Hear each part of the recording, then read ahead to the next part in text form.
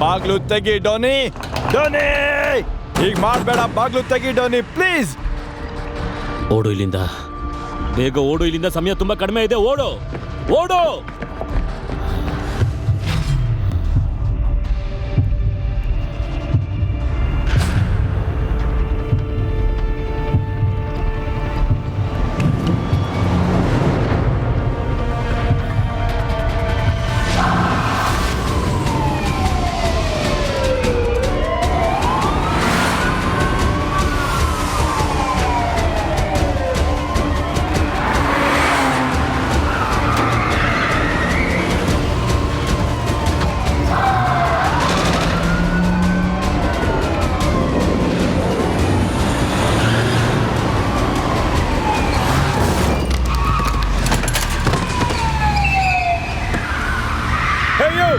Get down.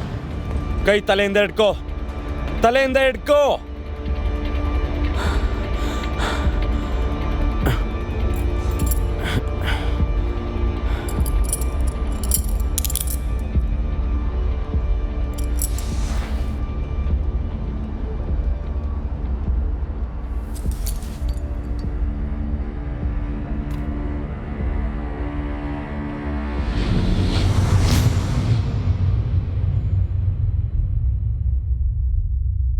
ನಿಮಗೆ ಗೊತ್ತಾ ನಂತರ ಬದುಕೋದೆಷ್ಟು ಕಷ್ಟ ಅಂತ?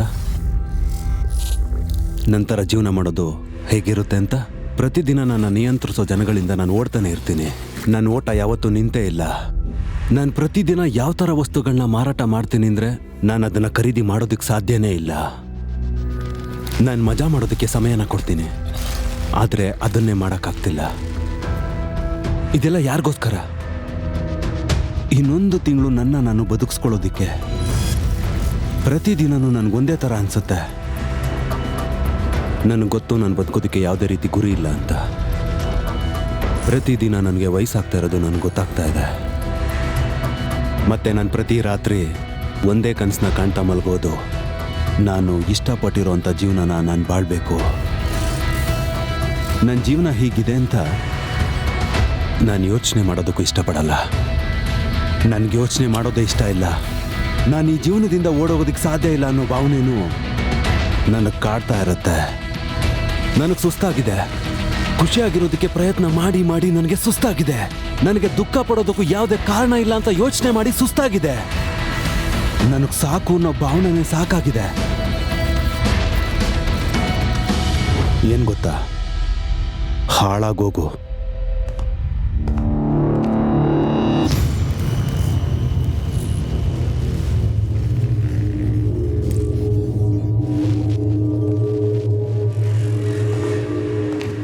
ಈ ಅಮೇರಿಕನ್ಸ್ ಇಲ್ಲಿ ಏನ್ ಮಾಡ್ತಿದ್ದಾರೆ ಅಂತ ಗೊತ್ತಿಲ್ಲ ನಂಗೆ. ಇದು ನನ್ನ ಏರಿಯಾ ಇತ್ತು ನಾನ್ ಇಲ್ದೇ ಇದ್ದಾಗ. ಹೌದಾ? ನಾನಿನ್ನೂ ಸೆಕ್ಯೂರಿಟಿ ಫುಟೇಜ್ ನೋಡಿಲ್ಲ. ನಾನು ನೋಡಿಲ್ಲ. ಅದರಲ್ಲಿ ಏನು ರೆಕಾರ್ಡೇ ಆಗಿಲ್ಲ. ಮತ್ತೆ ವೆಪನ್ಸ್? ಅದು ಏನಿಲ್ಲ. ಸೀರಿಯಲ್ ನಂಬರು ಅಳಿಸ್ಬಿಟ್ಟಿದ್ದಾರೆ. ಈ ಕಡೆಯಿಂದ ಹೋಗೋಣ, ಸ್ವಲ್ಪ ಹುಷಾರು. ನಿನ್ಗೆ ಈ ವ್ಯಕ್ತಿ ಬಗ್ಗೆ ಏನು ಗೊತ್ತು? ಏನು ಗೊತ್ತೋ ಅದೆಲ್ಲ ಇದರಲ್ಲೇ ಇದೆ.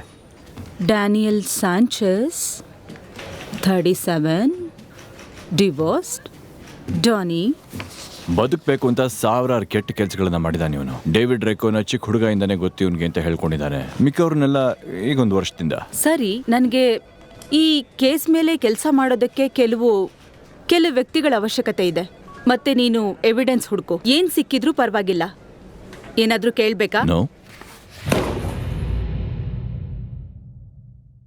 ಸರ್ಕಾರದ ಹೊಸ ಆದೇಶದ ಪ್ರಕಾರ ನಾಳೆಯಿಂದ ವಿದ್ಯುತ್ ಶಕ್ತಿಯ ಬೆಲೆ ಹೆಚ್ಚು ಮಾಡುತ್ತಾರೆ. ಈ ಬಾರಿಯ ಬಜೆಟ್ ತುಂಬಾನೇ ಸಾಧಾರಣವಾಗಿದೆ. ಅದರ ಬಗ್ಗೆ ಹೇಳ್ಬೇಕಂದ್ರೆ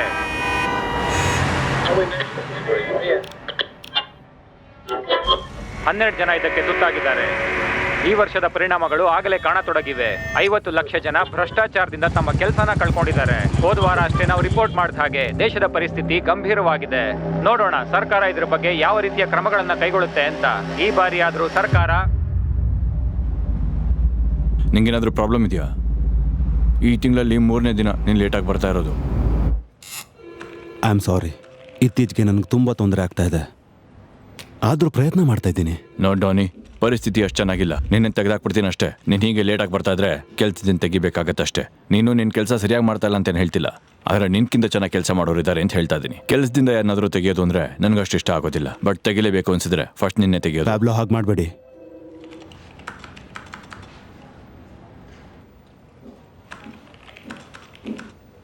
ನನಗೆ ಕೆಲಸದ ಅವಶ್ಯಕತೆ ಇದೆ. ಸರಿ, ಹಾಗಾದ್ರೆ ಈ ಆಫೀಸಲ್ಲಿ ಯಾರು ಕೆಲಸದ ಅಗತ್ಯ ಇಲ್ವೋ ಅವ್ರನ್ನ ಹುಡ್ಕೊಂಡು ಹೋಗು. ಅವ್ರನ್ನೇ ತೆಗೆದು ಬಿಡ್ತೀನಿ. ಓಕೆ ಅಲ್ವಾ?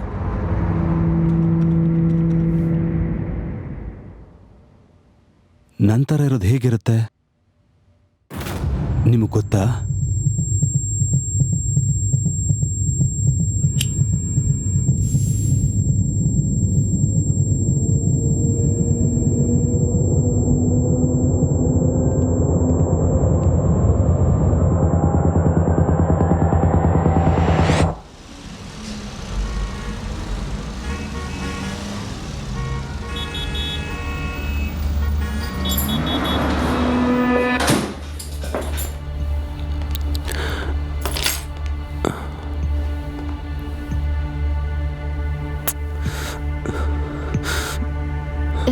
ಏನಾಯ್ತು?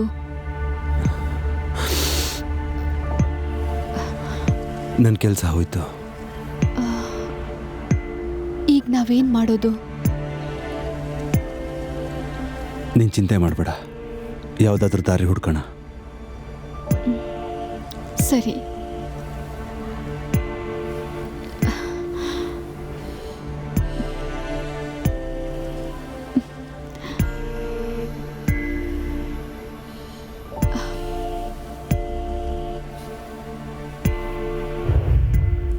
ಏನು ಸಿಗ್ತಾನೆ ಇಲ್ಲ. ಎಲ್ಲ ಥರ ಪ್ರಯತ್ನ ಮಾಡಿದೆ, ಆದರೆ ಯಾವ ಕೆಲಸನೂ ಸಿಗ್ತಿಲ್ಲ. ನಿಂಗೇನ್ ಬೇಕು ಅಂತ ಹೇಳು. ಅಲ್ಲ, ನಾನು ಯಾವ ಥರ ಕೆಲಸನ ಹುಡುಕ್ತಾ ಇದ್ದೀನಿ ಅಂದರೆ ಅದರಿಂದ ನನಗೆ ಖುಷಿ ಸಿಗಬೇಕು. ನನ್ಗಂತೂ ಅರ್ಥನೇ ಆಗ್ತಿಲ್ಲ. ನೀನ್ ಏನ್ ಹುಡುಕ್ತಿದ್ಯಾ ಅಂತನೂ ನನ್ಗೆ ಗೊತ್ತಾಗ್ತಿಲ್ಲ. ನಿನ್ಗೇನಕ್ಕೆ ಕಡಿಮೆ ಇದೆ ಹೇಳು? ನನಗೆ ಗೊತ್ತಿಲ್ಲ. ಏನ್ ಹೇಳ್ದೆ? ನಿಂಗೆ ಅದೇನು ಅಂತಾನು ಗೊತ್ತಿಲ್ಲ, ಅದಕ್ಕೋಸ್ಕರ ನಿನ್ನೆಲ್ಲಾನು ತ್ಯಾಗ ಮಾಡ್ತಿದ್ಯಾ. ಅದೇನು ಅಂತ ನಿನ್ಗೆ ಗೊತ್ತೇ ಇಲ್ಲ. ನನ್ನ ಕೈಯಲ್ಲಾಗಿದ್ದನ್ನೆಲ್ಲ ನಾನು ಮಾಡ್ತಾ ಇದ್ದೀನಿ. ಇದು ಸಾಕಾಗಲ್ವಾ? ಹೋಗ್ಲಿ ಬಿಡು. ಮೊದ್ಲು ಬ್ಯಾಂಕ್ ಅಕೌಂಟ್ ನೋಡಿ ಆಮೇಲೆ ಹೇಳು ನಿನ್ ಸಂಬಳ ಸಾಕಾಗತ್ತಾ ಅಂತ. ನನ್ನನ್ ಬಿಡು, ನೀನ್ ಆ ಕಡೆ ಹೋಗು. ಒಂದ್ ಮಾತು ಹೇಳು, ಇದೇ ನಿನ್ ಕನ್ಸಾಗಿತ್ತಾ? ನೀನ್ ಸುಖವಾಗಿ ಮನೇಲೇ ಇರ್ಬೇಕು ಅಂತಿದ್ಯಾ? ಇದನ್ನೇ ನೀನ್ ಬಯಸಿದ್ದ? ನನ್ಗಿದಕ್ಕೆ ಉತ್ತರ ಬೇಕು, ಬಾಯ್ ಬಿಡು. ನಾನು ಖುಷಿಯಾಗಿಲ್ಲ. ನಿನ್ ಜೊತೆ ವಾದ ಮಾಡೋದು ನನಗೆ ಇಷ್ಟ ಇಲ್ಲ. ಆ ಕೆಲಸನೂ ನನಗೆ ಇಷ್ಟ ಇಲ್ಲ. ನಾನು ಖುಷಿಯಾಗಿಲ್ಲ. ನನ್ಗೆ ಯಾವ ತರ ಕೆಲಸ ಬೇಕು ಅಂತಾನು ನನಗೆ ಗೊತ್ತಿಲ್ಲ. ಅದಕ್ಕೂ ನಾನು ಖುಷಿಯಾಗಿಲ್ಲ. ನಾನು ಪ್ರತಿದಿನ ನಿನ್ ಮಾತನ್ನ ಉಳ್ಸ್ಕೊಳಕ್ ಆಗ್ತಿಲ್ಲ ಅಂತ ಖುಷಿಯಾಗಿಲ್ಲ ನಾನು. ನೀನ್ ಯೋಚನೆ ಮಾಡೋ ತರ ನನಗೆ ಬದುಕೋಕ್ಕಾಗ್ತಿಲ್ಲ. ಅದಕ್ಕಾಗಿ ನಾನು ಖುಷಿಯಾಗಿಲ್ಲ. ನಾನು ಏನಾಗ್ಬೇಕು ಅಂತ ಅನ್ಕೊಂಡಿದ್ದೀನೋ ಅದ್ರ ಬಗ್ಗೆನೂ ನನಗೆ ಖುಷಿ ಇಲ್ಲ. ನನ್ ಜೊತೆ ಇದ್ರೆ ಹೀಗೆ ಆಗುತ್ತೆ, ಖುಷಿಯಾಗಿರಲ್ಲ. ನಾನು ಖುಷಿಯಾಗಿಲ್ಲ.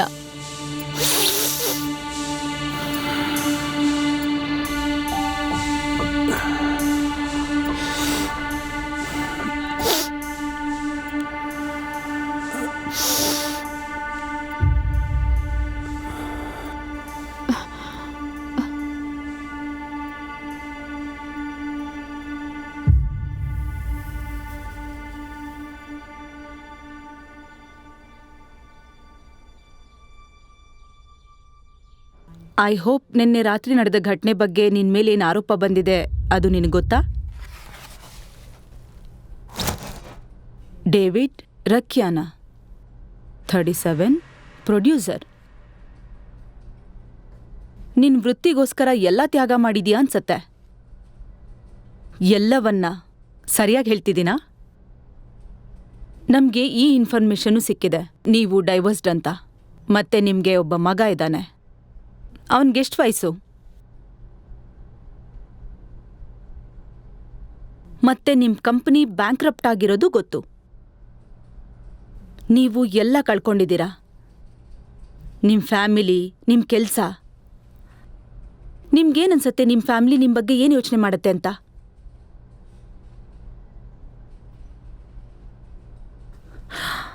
ನನ್ನ ಹತ್ರ ಒಂದು ಥಿಯರಿ ಇದೆ, ಕೇಳೋ ಆಸೆ ಇದೆಯಾ? ನನ್ಗನ್ಸತ್ತೆ ನೀವು ಸರಿಯಾಗಿ ಕೆಲಸ ಮಾಡಿಲ್ಲ. ಅದು ಅಷ್ಟು ಚೆನ್ನಾಗಿರ್ಲಿಲ್ಲ. ನಿಮ್ಮ ಕೆಲಸ ಕೆಟ್ಟದಾಗಿತ್ತು.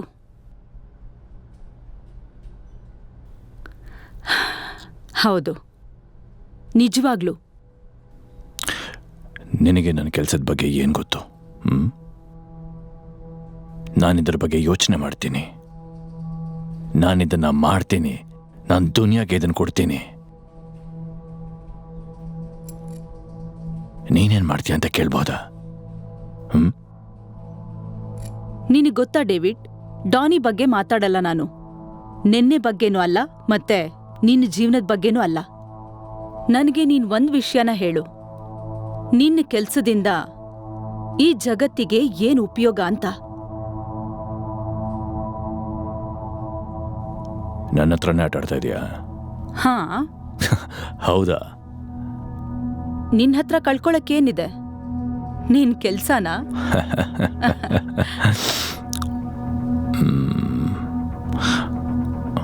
ನನ್ನ ಕೆಲಸ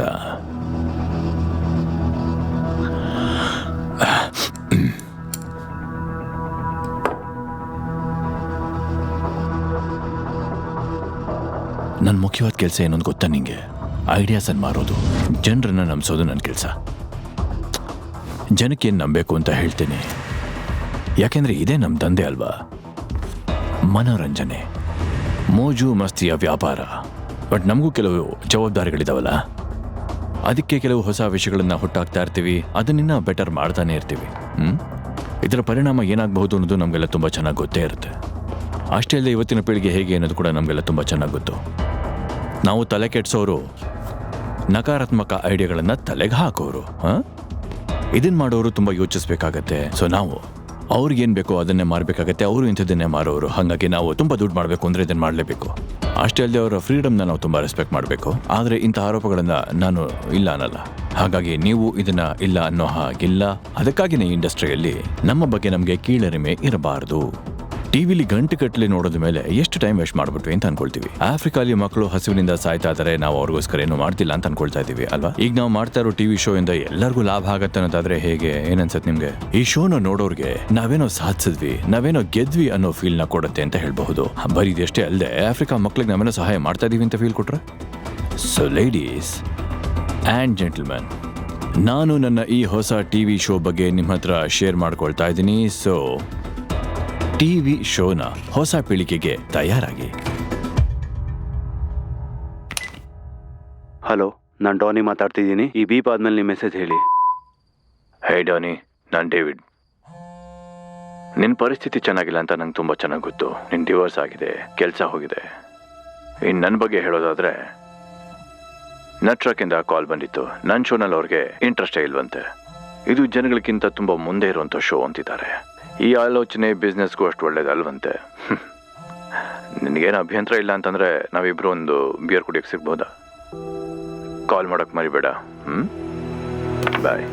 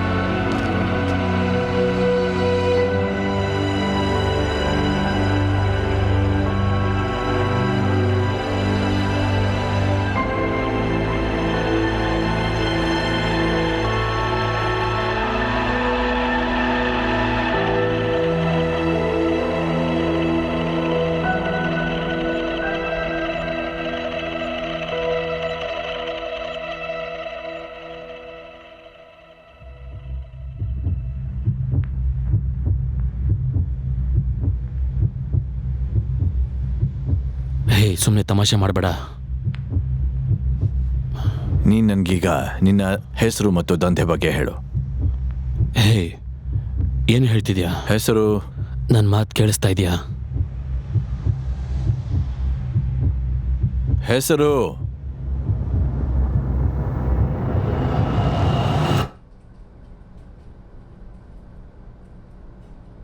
ಮ್ಯಾಕ್ಸ್, ನಿನ್ನ ಹೆಸರೇನು? Maxim southern. ಓಕೆ. ದಿನಚರಿ? ನಿನ್ನ ದಿನಚರಿ ಬಗ್ಗೆ ಹೇಳು.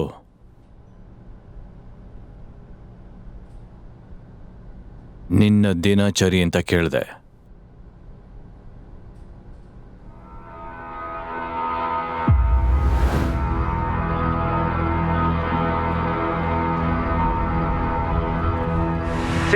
ಸೆಂಟ್ರಿಂದ ಮಾತಾಡ್ತಿದ್ದೀನಿ. ಕಾಫಿ ಕುಡಿತೀಯಾ ನೀನು?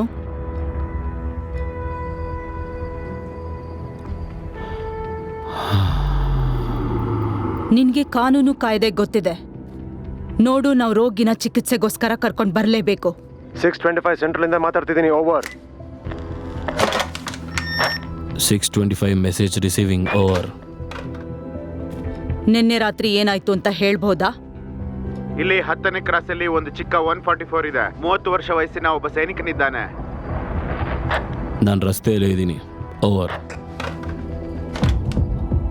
ನಿನಗೇನ್ ಟೆನ್ಷನ್ ಮ್ಯಾಕ್ಸ್? ನನಗಿನ್ನೂ ಮುಂದೆ ಹೋಗೋಕೆ ಇಷ್ಟ ಇಲ್ಲ. ನನಗೆ ದಂಧೆ ಮೇಲೆ ಭರವಸೆ ಇಲ್ಲ. ನಂಬಿಕೆ? ಯಾರ ಮೇಲೆ ನಂಬಿಕೆ ಇಲ್ಲ? ನಾನು ಆ ಕಳ್ಳನ ಮಕ್ಕಳ ಜೀವ ತೆಗೆದಿದ್ದೀನಿ. ನಾನು ಇದುವರೆಗೂ ತುಂಬಾ ಕೆಟ್ಟ ಕೆಲಸಗಳನ್ನು ಮಾಡಿದ್ದೀನಿ. ನಾನು ಎಂತೆಂಥವ್ರನ್ನ ಅರೆಸ್ಟ್ ಮಾಡಿದ್ದೀನಿ ಅಂದರೆ ಅವರಿಂದ ಜನಗಳಿಗೆ ಏನೂ ತೊಂದರೆನೇ ಇರಲಿಲ್ಲ.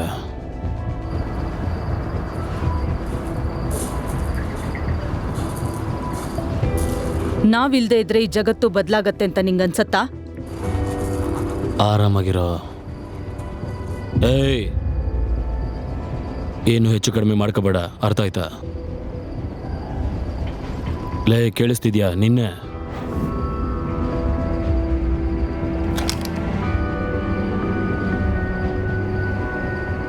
ಏನು ಮಾಡಬೇಕು ಅಂತಿದ್ಯಾ? ಶೂಟ್ ಮಾಡ್ತೀಯಾ? ಆ ವ್ಯಕ್ತಿ ಹಿಂದಿನ ರಾತ್ರಿನೇ ಸಾಯ್ಬೇಕು ಅಂತಿದ್ದ.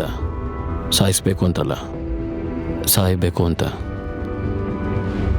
ಅವನಿಂದ ಅಧಿಕಾರ ಕಿತ್ಕೊಳ್ಳೋದಕ್ಕೆ ನಾನು ಯಾರು?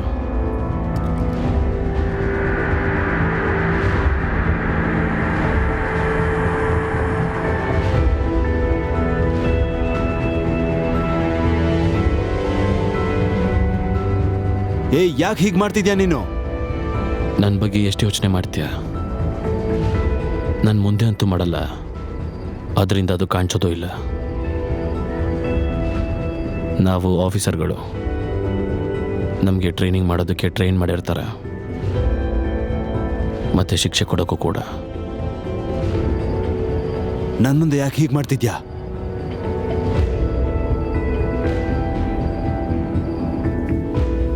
ನೀನ್ ಹೀಗೆ ಯಾಕೆ ಮಾಡ್ತಿದ್ಯಾ? ಯಾಕೆಂದರೆ ನನಗೆ ತಲೆ ಕೆಟ್ಟು ಹೋಗಿದೆ. ನನ್ನ ಪ್ರಕಾರ ನಾನು ಮಾಡ್ತಿರೋದು ಸರಿ ಇದೆ.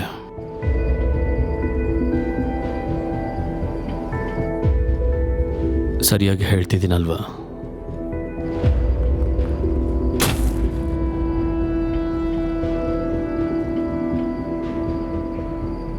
ಇನ್ನೊಂದಿನ ಮಾತ್ರ. ನೋಡು, ನನಗ್ ಚೆನ್ನಾಗಿ ಗೊತ್ತಿದೆ, ಆದ್ರೆ ಕಾನೂನು ಕೆಲವೊಂದ್ಸಾರಿ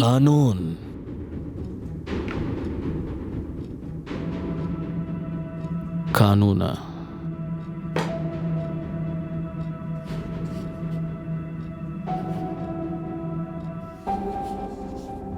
ಮ್ಯಾಕ್ಸ್, ಈ ಕಾನೂನು ಸರಿ ಇಲ್ಲ.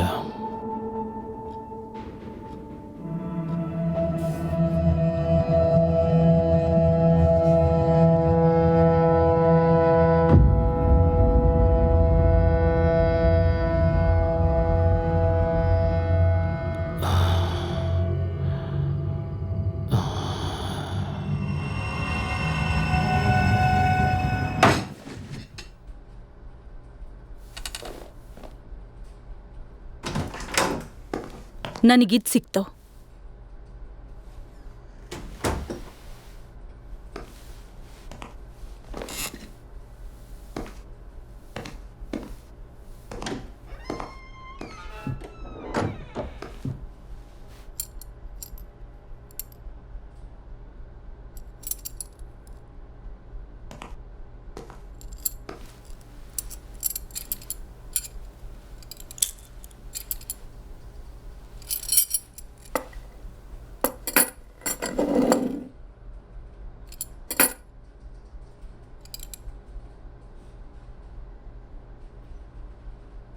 ನೀನು ಅಮೆರಿಕನ? ಇರಾಕ್ ಯುದ್ಧದಲ್ಲಿ ಹೋರಾಡಿದ್ದೀನಿ. CIA ನಲ್ಲೂ ಕೆಲಸ ಮಾಡಿದ್ದೀನಿ. ನನ್ನನ್ನು ಅಂತಾರಾಷ್ಟ್ರೀಯ ಟೆರರಿಸ್ಟ್ ಸಂಬಂಧಿತ ಸಲಹೆಗಾರಳನ್ನಾಗಿ ಮಾಡಿದ್ದಾರೆ. ಆತಂಕವಾದಿಗಳ? ಸೊ ಫಾರ್ ದ ರೆಕಾರ್ಡ್, ನೀನೇನ್ ಕೆಲಸ ಮಾಡ್ತೀಯಾ? Security officer. ಅಂದ್ರೆ ನನಗೆ ನಿನ್ನ ಆರೋಪಗಳ ಬಗ್ಗೆ ಹೇಳೋ ಅವಶ್ಯಕತೆ ಇಲ್ಲ. ನೀನು ಅದನ್ನು ಸಾಬೀತು ಮಾಡೋಕ್ಕಾಗಲ್ಲ. ಯಾವುದೇ ಸಾಕ್ಷಿ ಇಲ್ಲದೆ ನೀನೇನು ಮಾಡೋಕ್ಕಾಗಲ್ಲ.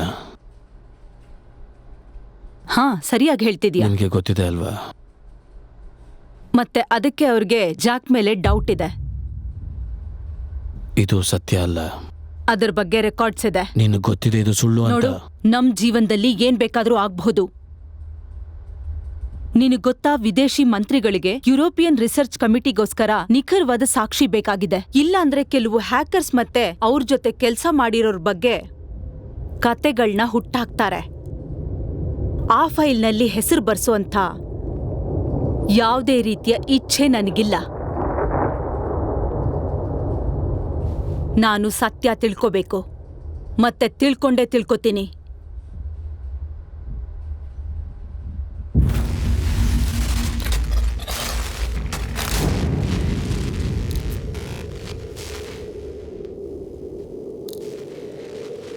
ಇನ್ನೊಂದಿನ ಮಾತ್ರ, ಇನ್ನೊಂದಿನ, ಇನ್ನೊಂದಿನ, ಇನ್ನೊಂದಿನ, ಇನ್ನೊಂದಿನ.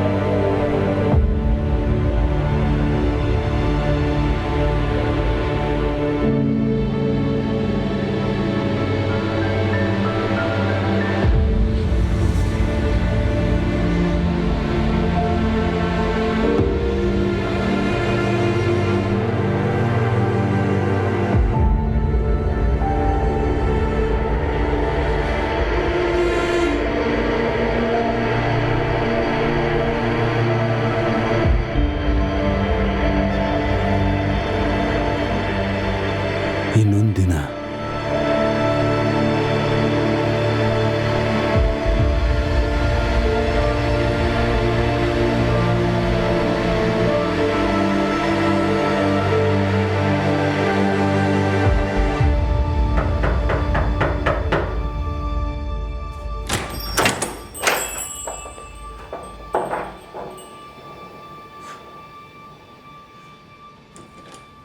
ಬಾ ಒಳಗೆ.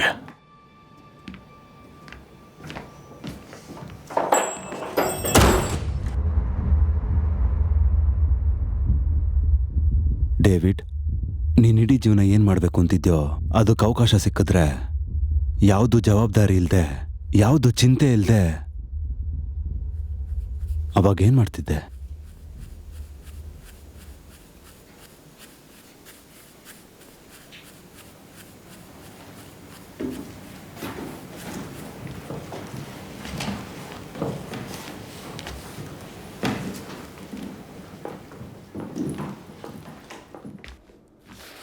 ನೀನ್ ಯಾವ ವಸ್ತುನು ಮುಟ್ಲಿಲ್ಲ ತಾನೆ? ಒಂದು ಕ್ರೈಮ್ ಸೀನಲ್ಲಿ ಹೇಗೆ ನಡ್ಕೋಬೇಕು ಅಂತ ಗೊತ್ತಿರೋಂಥ ವ್ಯಕ್ತಿನೇ ಕೆಲಸ ಮಾಡಿದ್ದಾನೆ ಅನ್ಸುತ್ತೆ. ಆಟ ಸಾಮಾನುಗಳನ್ನು ಬಿಟ್ಟು ಬೇರೆ ಇನ್ಯಾವುದ್ರ ಬಗ್ಗೆನೂ ತಲೆ ಕೆಡಿಸ್ಕೊಳ್ಬೇಡಿ. ಏನನ್ಸುತ್ತೆ ಅಂದರೆ, ಕೊಡಬೇಕಾದ ಬಾಕಿನ ವಸೂಲಿ ಮಾಡೋದಕ್ಕೆ ಅಂತ ಬ್ಯಾಂಕ್ ಅವ್ರಿಗೆ ಇವ್ನ ಮನೆಗೆ ಬಂದಿದ್ರು ಅಂತ ಅನ್ಸತ್ತೆ. ಸ್ವಲ್ಪ ಹೊತ್ತು ನನ್ನನ್ನು ಒಬ್ಬಳನ್ನೇ ಬಿಡು. ನಡೀರಪ್ಪ, ಸ್ವಲ್ಪ ಕಾಫಿ ಕುಡಿಯೋಣ ಬನ್ನಿ.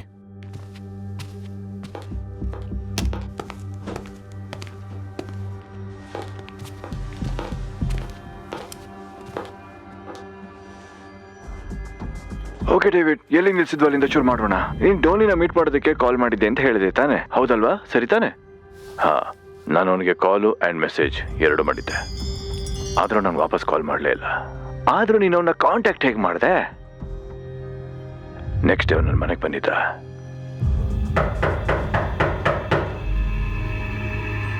ತುಂಬ ಡಿಸ್ಟರ್ಬ್ ಆಗಿರೋ ಥರ ಇದ್ದ.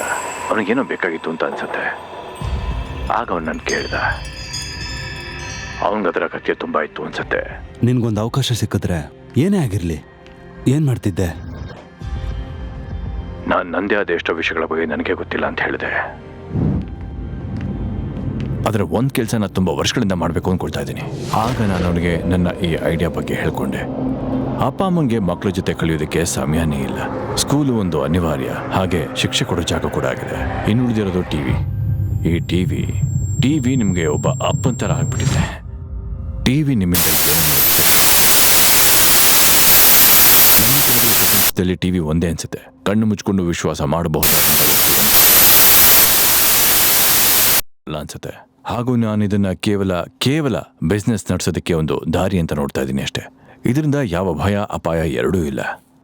ಹಾಗೂ ನಾವು ಯಾವುದೇ ರೀತಿಯ ಉಪದೇಶನೂ ಕೊಡ್ತಾ ಇಲ್ಲ. ನನ್ನ ಐಡಿಯಾ ಏನು ಅಂದರೆ, ಟಿವಿಲಿ ಎಲ್ಲರಿಗೂ ನಾವು ನಮ್ಮ ಪ್ರಾಡಕ್ಟ್ನ ತೋರಿಸೋದು ಅಂತ. ಹೀಗೆ ಮಾಡಿದ್ಮೇಲೆ ಟಿವಿಯಿಂದ ಎಲ್ಲ ಇನ್ಫಾರ್ಮೇಶನ್ ಸಿಗಕ್ಕೆ ಶುರುವಾಗುತ್ತೆ. ಆಮೇಲೆ ಇದು ನಿಮಗೆ ಎಲ್ಲ ಸತ್ಯಗಳನ್ನು ಹೇಳುತ್ತೆ. ಹೌದಾ? ಅದನ್ನು ಹೇಗೆ ಸಾಧಿಸ್ತೀಯಾ? ನಮಗೆ ಒಬ್ಬ ವ್ಯಕ್ತಿಯ ಅಗತ್ಯ ಇದ್ದಾನೆ. ಅವನಿಗೆ ನಾನು ಏನಾದರೂ ಸ್ಯಾಟಲೈಟ್ ಲಿಂಕನ್ನು ಕೊಟ್ಟರೆ ಅವನಿಗೆಲ್ಲ ಟಿವಿ ಕಂಪ್ಯೂಟರ್ಸ್ನ ಹ್ಯಾಕ್ ಮಾಡೋ ಹಾಗಿರಬೇಕು. ಇದು ಇಲ್ಲೀಗಲ್ ಅಂತ ಗೊತ್ತು. ಈ ಹುಚ್ಚ ಐಡಿಯಾ ನನ್ನ ತಲೆಗೆ ಬಂದಿದೆ ಅಂತಲೂ ನನಗೆ ಗೊತ್ತು. ಬಟ್ ಇದರಿಂದ ಎಲ್ಲವೂ ಇನ್ನೂ ಬೆಟರ್ ಆಗುತ್ತೆ ಅಷ್ಟೇ. ನೀನೇ ಕೇಳಿದ್ಯಲ್ಲ ಏನಾದರೂ ಬೆಟರ್ ಐಡಿಯಾ ಇದ್ರೆ ಹೇಳು ಅಂತ. ಅದಕ್ಕೆ ಇದು ನಿನ್ನ ಮುಂದೆ ಇಟ್ಟೆ.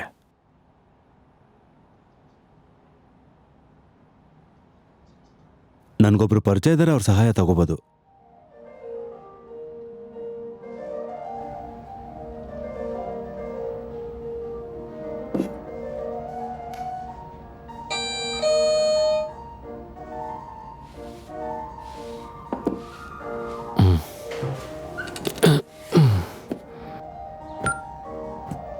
ನೀನು ಸತ್ತೋಗಿದ್ಯಾ ಅನ್ಕೊಂಡಿದ್ದೆ.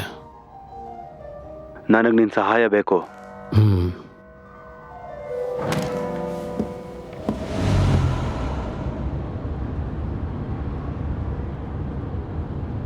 ನನ್ಗೆ ಇನ್ಫಾರ್ಮೇಶನ್ ಸಿಕ್ಕಿದೆ. ಕೆಲವು ಹ್ಯಾಕರ್ಸ್ ಲಿಸ್ಟ್ ಸಿಕ್ಕಿದೆ ಮತ್ತು ಅವರೆಲ್ಲರೂ ಅದರಲ್ಲಿ ಎಕ್ಸ್ಪರ್ಟ್ಸ್ ಆಗಿದ್ದಾರೆ. ಅದ್ರಲ್ಲೊಬ್ರನ್ನ ಯಾರು ಅರೆಸ್ಟ್ ಮಾಡಿದ್ರು ಅಂತ ಗೊತ್ತಾ? 6 ವರ್ಷದ ಮುಂಚೆ ಅವನನ್ನು ಅರೆಸ್ಟ್ ಮಾಡಿದ್ರು. ಕಾನೂನು ಬಾಹಿರವಾಗಿ ಒಂದಷ್ಟು ಇನ್ಫಾರ್ಮೇಷನ್ನ ಡೌನ್ಲೋಡ್ ಮಾಡ್ತಿದ್ದ ಅಂತ. ಆಗ ಆ ಹುಡುಗ ಇದ್ರ ಮೇಲೆ ಆ್ಯಕ್ಷನ್ ತಗೊಂಡ. ಅವನು ಅದರಲ್ಲಿರೋ ಆಫೀಸರ್ಸ್ನ ಮತ್ತು ಅವ್ರ ಪಾರ್ಟ್ನರ್ಸ್ನ ಎಲ್ಲ ರೆಕಾರ್ಡ್ನು ಬ್ಲಾಕ್ ಮಾಡ್ದ.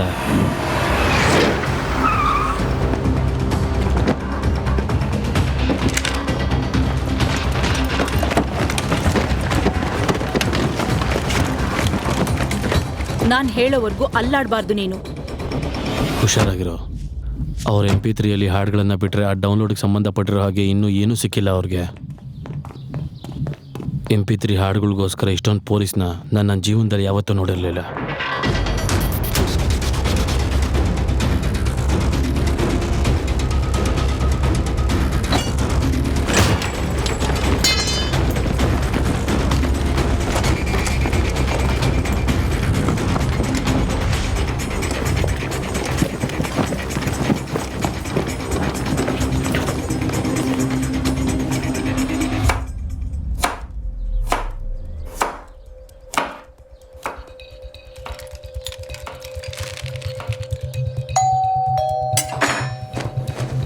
ಅವ್ರ ಅಪ್ಪ ಅಮ್ಮನಿಗೆ ಸಾಲ ತೀರಿಸೋದಕ್ಕೋಸ್ಕರ ಮತ್ತೆ ಮನೆನ ಅಡ ಇಕ್ಬೇಕಾಗಿ ಬಂತು. ಮತ್ತೆ ಜೈ 5 ವರ್ಷದವರೆಗೂ ಕಂಪ್ಯೂಟರ್ನ ಮುಟ್ಟೋದಕ್ಕೆ ಹೋಗಿಲ್ಲ. ನಾನು ತಪ್ಪು ಹೇಳ್ತಿಲ್ಲ ಅನ್ನೋದಾದ್ರೆ ಆ ಸಮಯ ಈಗ ಮುಗ್ದಿದೆ.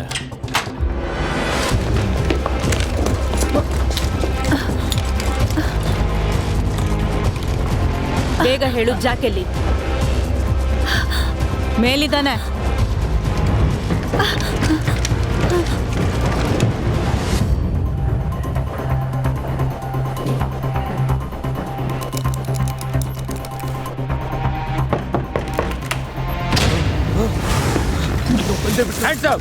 ಅಲಾಟ್ ಬೇಡ, ಓಡೋಗೋ ಪ್ರಯತ್ನ ಮಾಡಬೇಡ. ಎಲ್ಲಿದ್ಯೋ ಅಲ್ಲೇ ಇರು. ಕೈ ಮೇಲೆತ್ತು. ಅಲ್ಲಾಡ್ಬೇಡ, ಕೈ ಮೇಲ್ ಮಾಡು. ಹುಷಾರು. ಏಯ್, ಏನ್ ಮಾಡ್ತಿದ್ಯಾ? ಹೇಳಿ ಅರ್ಥ ಆಗ್ಲಿಲ್ವಾ? ಕರ್ಕೊಂಡು ಹೋಗಿ ಇವ್ನ. ನಡಿ. ಬೇಜಾರಾಯ್ತಾ? ಬರೋದಕ್ಕೆ ತುಂಬಾ ತಡ ಮಾಡಿದ್ರಿ ನೀವು. ನಡೆ.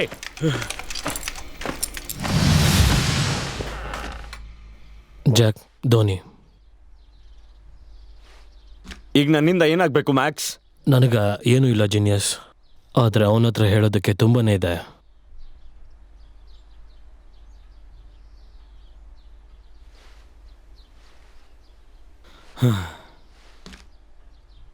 ಒಳಗೆ ಬನ್ನಿ.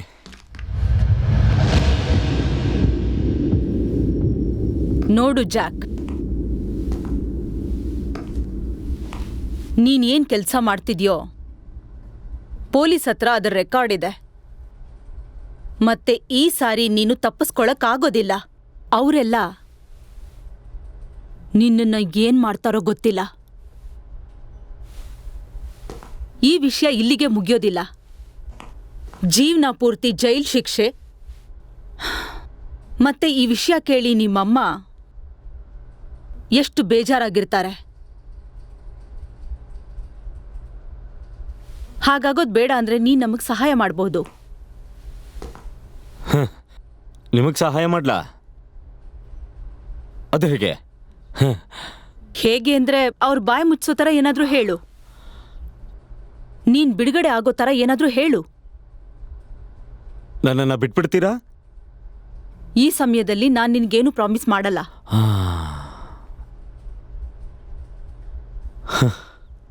ಆದ್ರೆ ನಾನ್ ನಿನ್ಗೋಸ್ಕರ ಹೋರಾಡ್ತೀನಿ ಜಾಕ್, ಖಂಡಿತ ಹೋರಾಡ್ತೀನಿ. ಆದ್ರೆ ನೀನು ಮೊದಲು ನನಗೆ ಇದ್ರ ಬಗ್ಗೆ ಎಲ್ಲ ಹೇಳ್ಬೇಕು. ಏನ್ ಹೇಳ್ಬೇಕು?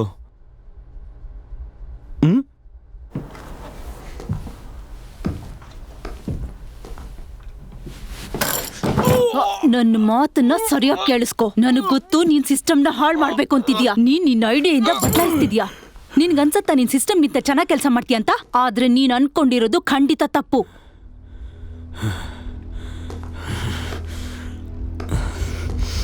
ನನ್ನ ಹತ್ರ ನಿನ್ಗೋಸ್ಕರ ಒಂದು ಪ್ರಶ್ನೆ ಇದೆ.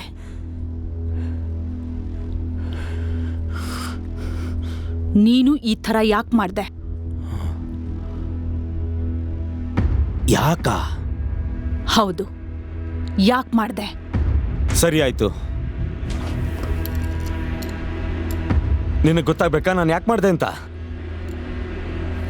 ನಾನು ಈ ಥರ ಯಾಕೆ ಮಾಡಿದೆ ಅಂದರೆ ನೀವು ನನಗೆ ಮೋಸ ಮಾಡಿದ್ದೀರಾ. ನಿಜ ಹೇಳಬೇಕು ಅಂತಂದ್ರೆ ಇದಕ್ಕೆ ಸುಮಾರು ಕಾರಣ ಇದೆ. ನೀವುಗಳು ನಿಮ್ಗಿಷ್ಟ ಬಂದಂಗೆ ನಮ್ಮ ಮೇಲೆ ಟ್ಯಾಕ್ಸ್ ಹಾಕ್ತೀರಾ. ನೀವು ನಮ್ಗಿಷ್ಟ ಇಲ್ಲದೆ ಹೋದ್ರು ಟ್ಯಾಕ್ಸ್ನ ಹೇರ್ತೀರಾ. ನಮಗಿಷ್ಟ ಇಲ್ಲ ಅಂತ ಗೊತ್ತಿದ್ರು ನಮ್ಮ ಕೆಲಸದ ಮೇಲೆ ತುಂಬಾ ಅಡಚಣೆ ತಂದು ನಮಗೆ ಟೆನ್ಷನ್ನು ಕೊಡ್ತೀರಾ. ನೀವೆಲ್ಲ ನಮ್ಮ ಸ್ವತಂತ್ರನ ಕಾನೂನು ಅಡಿಯಲ್ಲಿ ಇಟ್ಕೊಂಡು ಆಟ ಆಡ್ತಿದ್ದೀರಾ. ಮತ್ತೆ ನಮ್ಮಿಂದ ಇಂಟರ್ನೆಟ್ನ ಕಿತ್ಕೋಬೇಕು ಅಂತಿದ್ದೀರಾ. ಈಗ ಜನತೆಗೆ ಅವ್ರ ಕಮಾಯಿಗಿಂತ ಹೆಚ್ಚಿದನ್ನ ನಮ್ಮ ಕಡೆಯಿಂದ ಕೊಟ್ಟಾಗಿದೆ ಅಂತ ಹೇಳಬಹುದು, ಗೊತ್ತಾ? ಈಗ ನಮ್ಮ ಹತ್ರ ಏನಿದೆ ಅದನ್ನ ನಾವು ಬರೀ ಖರ್ಚು ಮಾಡ್ತಾ ಹೋಗ್ತಾ ಇದೀವಿ ಅಷ್ಟೇ. ಹೀಗೆ ಮಾಡೋದ್ರಿಂದ ನಮ್ಮ ಕೂಗು ಜನರಿಗೆ ಗೊತ್ತಾಗಲ್ಲ ಅನ್ಕೊಂಡಿದ್ದೀರಾ? ನೀವು ಡೈಲಿ ನಮ್ಮ ಹತ್ರ ಸುಳ್ಳು ಹೇಳ್ತೀರಾ, ನಮ್ಮ ಆಲೋಚನೆಯ ವಿರುದ್ಧ. ನೀವೆಲ್ಲ ಶಕ್ತಿಯನ್ನ ಕಬ್ಜಾ ಮಾಡ್ಕೊಂಡಿದ್ದೀರಾ. ಸೇನೆಯ ಪ್ರಯೋಗ ಕೂಡ ಕಬ್ಜಾ ಮಾಡ್ಕೊಂಡಿದ್ದೀರಾ. ನೀವು ನಮ್ಮ ತಲೆಗಳಲ್ಲಿ ಎಷ್ಟು ಭಯನ ತುಂಬಿದ್ದೀರಾ ಅಂತಂದ್ರೆ ನಮ್ಮ ಪಕ್ಕದ ಮನೆಯವ್ರು ನೋಡಿದ್ರು ಕೂಡ ನಮಗೆ ಭಯ ಆಗುತ್ತೆ. ಅಷ್ಟೇ ಅಲ್ಲದೆ ನಮ್ಮ ಅಸ್ತಿತ್ವನೇ ಅಪಾಯದಲ್ಲಿದೆ ಅಂತ ಅನ್ಸುತ್ತೆ. ನೀವೆಲ್ಲರೂ ನಮ್ಮನ್ನ ನಿಮ್ ಸೇಫ್ಟಿಗೋಸ್ಕರ ಬಳಸ್ಕೊತಿದ್ದೀರಾ. ಅಪಾಯದ ಇನ್ನೊಂದು ಮುಖ ನೀವು ಅಂತ ಯೋಚನೆ ಮಾಡೋದ್ರಲ್ಲಿ ಯಾವುದೇ ತಪ್ಪಿಲ್ಲ. ಮತ್ತೆ ನೀವು ಆ ಸುಳ್ಳನ್ನೇ ಬಳಸ್ಕೊತೀರಾ. ನೀವು ನಮ್ಮ ಚಿಕ್ಕ ಚಿಕ್ಕ ಆಸೆಗಳನ್ನ ಪೂರೈಸ್ಕೊಳ್ಳೋಕ್ಕೂ ಬಿಡ್ತಾನೆ ಇಲ್ಲ. ಜನಗಳಿಗೆ ಕೊಡಬೇಕಾಗಿದ್ದು ದುಡ್ಡನ್ನ ಏನ್ ನಿಮ್ ಪೆನ್ಷನ್ ಇಂದ ಕೊಟ್ರಿ, ನಾವು ಅದನ್ನ ಆಲ್ರೆಡಿ ಕೊಟ್ಟಾಗಿದೆ, ಗೊತ್ತಾ ನಿಮ್ಗೆ? ನಮ್ಮ ಪರವಾಗಿ ನೀವು ಯೋಚನೆ ಮಾಡ್ತೀರಾ, ನಮ್ಮ ಬದಲಾಗಿ ನೀವೇ ನಿರ್ಧಾರ ಮಾಡ್ತೀರಾ. ಇದರಿಂದಾಗಿ ನಿಮ್ ಹೊಟ್ಟೆ ತುಂಬಿಸ್ಕೋತೀರಾ. ಮತ್ತೆ ತಪ್ಪು ನೀವೇ ಮಾಡೋದು, ಆದರೆ ಅದನ್ನ ಅನುಭವಿಸೋದು ಒಬ್ಬ ಸಾಮಾನ್ಯ ವ್ಯಕ್ತಿ. ನೀವ್ ಹೇಳಿ ಸರಿನೇ, ಮುಂದಿನ ಪೀಳಿಗೆ ನಮ್ಮ ರಿಟೈರ್ಮೆಂಟ್ ಆಗೋಷ್ಟು ಹಣನ ಸೇರಿಸ್ತಾರೆ. ಆದ್ರೆ ನೀವು ಸಾಲದಲ್ಲಿ ಮುಳುಗೋಗ್ಬಿಟ್ಟಿದ್ದೀರಲ್ಲ, ಅದ್ರ ಬಗ್ಗೆ ಏನು? ನಮ್ಗಿನ್ನು ಹುಟ್ಟಿರೋ ಮಕ್ಕಳು ಆಲ್ರೆಡಿ ಸಾಲದಲ್ಲಿದ್ದಾರೆ ಅಂದ್ರೆ ನಂಬ್ತೀರಾ ನೀವು? ಇದನ್ನ ಪಿರಾಮಿಡ್ ವ್ಯವಸ್ಥೆ ಅಂತ ಕರೀತಾರೆ. ಮತ್ತೆ ನನ್ಗೇನ್ ಅನ್ಸುತ್ತೆ ಅಂದ್ರೆ ನಿಮ್ ಕಾನೂನು ಪ್ರಕಾರ ಇದು ತಪ್ಪು ಅಂತ. ಇಂಥದ್ದನ್ನ ಯೋಚನೆ ಮಾಡೋದು ಈಗ ಅನಿವಾರ್ಯ ಆಗೋಗಿದೆ. ನಮ್ಮಂತ ಅಮಾಯಕರನ್ನ ನೀವು ಬಲ್ಲಿಕ ಬಕ್ರ ಮಾಡ್ಕೊಂಡಿದ್ದೀರಾ. ನಮ್ ಫ್ರೀಡಮ್ ನ ಮೀರಿದ್ದು ನಮ್ಮ ಸಮಾಜದಲ್ಲಿ ಏನು ನಡಿಬೇಕು? ನಿಮ್ಗಳಿಂದಾನೇ ಅಲ್ವಾ ದೇಶದಲ್ಲಿ ಬಡತನ ಹೆಚ್ಚಾಗ್ತಾ ಇರೋದು. ನಮ್ಮ ಖುಷಿಯನ್ನ ಮೀರಿದ್ದಾಗಿರ್ಬೇಕು, ನಿಮ್ ಶಕ್ತಿನೂ ಮೀರಿದ್ದಾಗಿರ್ಬೇಕು. ಮತ್ತೆ ಈಗ ನಿನ್ನ ಕಳ್ತನ ಮತ್ತೆ ಖರ್ಚು ಜಾಸ್ತಿ ಆಗ್ತಿದೆ. ನಮ್ ಕುಟುಂಬದ ಜೊತೆ ಸಮಯ ಕಳೆಯೋದಕ್ ಬಿಡೋದಿಲ್ಲ. ನಮ್ಮ ಖರ್ಚು ಜಾಸ್ತಿ ಆಗ್ತಾನೆ ಇದೆ. ನಾವ್ ಯಾರನ್ನ ಪ್ರೀತಿಸ್ತೀವೋ ಇಷ್ಟೆಲ್ಲ ಕೊಟ್ಟಾದ್ಮೇಲೆ ನಮ್ಮ ಹತ್ರ ಬರೀ ಜೀವನ ಮಾತ್ರ ಉಳ್ಕೊಂಡಿರೋದು. ನೀವು ನಮ್ ಕನ್ಸನ್ನ ಕಿತ್ಕೋತಾ ಇದ್ದೀರಾ. ಈ ಕನಸುಗಳೇ ನಮ್ಗೆ ಆರಾಮಾದಂತ ಜೀವನ, ಆರಾಮಾದಂತ ಕೆಲಸವನ್ನ ಮಾಡೋದಕ್ಕೆ ಅವಕಾಶ ಮಾಡಿಕೊಡುತ್ತೆ. ನೀವು ಪರಜೀವಿಗಳು, ಅನ್ನ ಆಗ್ದೋರ್ ಮನೆಗೆ ಕನ್ನ ಹಾಕುವಂತವ್ರು ನೀವು. ನೀವೆಲ್ಲ ಮೋಸಗಾರರು. ನಿಮ್ಗಳಿಂದಾನೇ ನಮ್ ದೇಶದಲ್ಲಿ ಎಲ್ಲರೂ ಸಾಯ್ತಾ ಇದ್ದಾರೆ. ನೀವೆಲ್ಲ ತುಂಬಾ ದೊಡ್ಡ ಹಂತಕರು. ಹಾಗಾದ್ರೆ ನಮ್ಮನ್ನ ಯಾಕೆ ಪ್ರಶ್ನೆ ಮಾಡ್ತೀರಾ? ಯಾಕಂದ್ರೆ ನಮ್ಗೆ ನಿಮ್ಮ ಅವಶ್ಯಕತೆ ಇಲ್ಲ. ನೀವು ನಮ್ಮ ಮೇಲೆ ಡಿಪೆಂಡ್ ಆಗಿಲ್ಲ, ನಾವು ನಿಮ್ಮ ಮೇಲೆ ಡಿಪೆಂಡ್ ಆಗಿದ್ದೀವಿ ಅಂತ ಜನತೆಗೆ ಸುಳ್ಳು ಹೇಳ್ತಾ ಬರ್ತಾ ಇದ್ದೀರಲ್ಲ. ನೀವು ನನ್ನೊಳಗೆ ಎಂತ ಭಯ ಸೃಷ್ಟಿ ಮಾಡಿದ್ದೀರಾ ಅಂದ್ರೆ ಬದುಕೋದಕ್ಕೆ ಭಯ ಆಗ್ತಿದೆ. ನಮ್ಗೆ ಗೊತ್ತಿದೆ ಜೀವನದಲ್ಲಿ ನಾವು ತಪ್ಪು ನಿರ್ಧಾರ ತಗೊಂಡ್ರು ನಿಮ್ಗಿಂತ ಚೆನ್ನಾಗಿರ್ತೀವಿ ಅಂತ. ನಾವು ಆ ತರ ಯಾಕೆ ಮಾಡಿದ್ದು ಅಂದ್ರೆ ನಮ್ಮ ಇಚ್ಛಾಶಕ್ತಿನ ವಾಪಸ್ ಪಡ್ಕೊಳ್ಳೋದಕ್ಕೆ. ನೀವು ಲೂಟಿ ಮಾಡಿರೋ ಹಣ ನಮಗೆ ವಾಪಸ್ ಬೇಕು ಅಷ್ಟೇ. ನಮ್ಮ ಸ್ವಾತಂತ್ರ್ಯ ನಮ್ಗೆ ವಾಪಸ್ ಬೇಕಾಗಿದೆ. ನಮ್ಗೆ ನಮ್ ಜೀವನ ವಾಪಸ್ ಬೇಕಾಗಿದೆ. ಇದೆಲ್ಲ ಯಾಕೆ ಗೊತ್ತಾ? ಇದು ನಮ್ ಕೈಲಿ ಸಾಧ್ಯ, ಅದಕ್ಕೆ ನಮಗೆ ವಾಪಸ್ ಬೇಕು. ನಾವ್ ಹಾಗೆ ಮಾಡ್ಬೇಕು. ಆದ್ರೆ ನಾನೇನ್ ಹೇಳ್ತೀನಿ ಅಂತಂದ್ರೆ ನೀವೆಲ್ಲ ಹಾಳಾಗಿ ಹೋಗಿ. ಪ್ರಶ್ನೆ ಮಾಡೋಕ್ಕೂ ಮುಂಚೆ ಸ್ವಲ್ಪ ಯೋಚನೆ ಮಾಡಿ ಪ್ರಶ್ನೆ ಕೇಳಿ. ನಾವೇನ್ ಮಾಡಿದ್ವಿ ಅನ್ನೋದು ನಿಮ್ಮ ಪ್ರಶ್ನೆ ಈ ಆಗಿರಬಾರ್ದು. ಪ್ರಶ್ನೆ ಏನು ಅಂದ್ರೆ ನಾವ್ ಆ ತರ ಯಾಕೆ ಮಾಡಕ್ಕಾಗಲ್ಲ ಅಂತ. ಪ್ರಶ್ನೆ ಏನು ಅಂದ್ರೆ ಈ ಕೆಲ್ಸನ ನಾವೇ ಮಾಡಿದೀವಿ ಅಂತ ನಿಮ್ಮ ಹತ್ರ ಸಾಕ್ಷಿ ಏನಿದೆ? ಇರೋಕ್ ಸಾಧ್ಯನೂ ಇಲ್ಲ. ಆದ್ರೆ ಯಾವ ತಪ್ಪು ಮಾಡಬೇಡಿ, ನಾವು ನಿಮ್ಮನ್ನ ಬೀದಿಗೆ ತರ್ತೀವಿ. ಇವತ್ತಲ್ದಿದ್ರು ಆದಷ್ಟು ಬೇಗ ಅದೇನೇ ಆಗ್ಲಿ ನಾವು ಮಾಡೇ ಮಾಡ್ತೀವಿ. ಈಗ ನಮ್ಮ ಜೀವನನ ನಮ್ಮ ಇಷ್ಟದಂತೆ ಬಾಳ್ಬೇಕು. ನಿಮ್ಮ ಕಾಲ ಕೆಳಗೆ ನೀವುಗಳು ಹೇಳ್ದಂಗಲ್ಲ.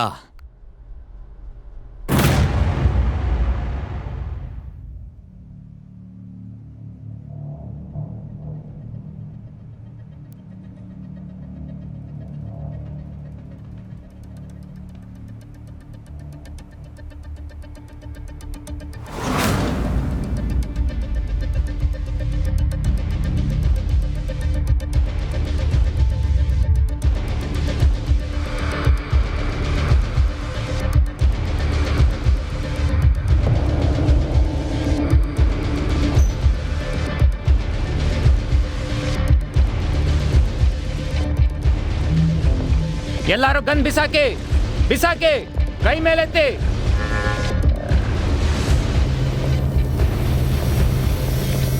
ಗನ್ ಬಿಸಾಕಿ ಅಂತ ಹೇಳ್ದೆ. ಗನ್ ಬಿಸಾಕಿ. ಅವನ ಹತ್ರ ಬಾಂಬ್ ಇದೆ, ಎಲ್ಲಾರು ಹಿಂದೆ ಹೋಗಿ, ಅವನ ಹತ್ರ ಬಾಂಬ್ ಇದೆ. ಇನ್ನು 5 ನಿಮಿಷದಲ್ಲಿ ನಾನು ನನ್ನ ಆಯುಧನ ಬಿಸಾಕ್ತೀನಿ.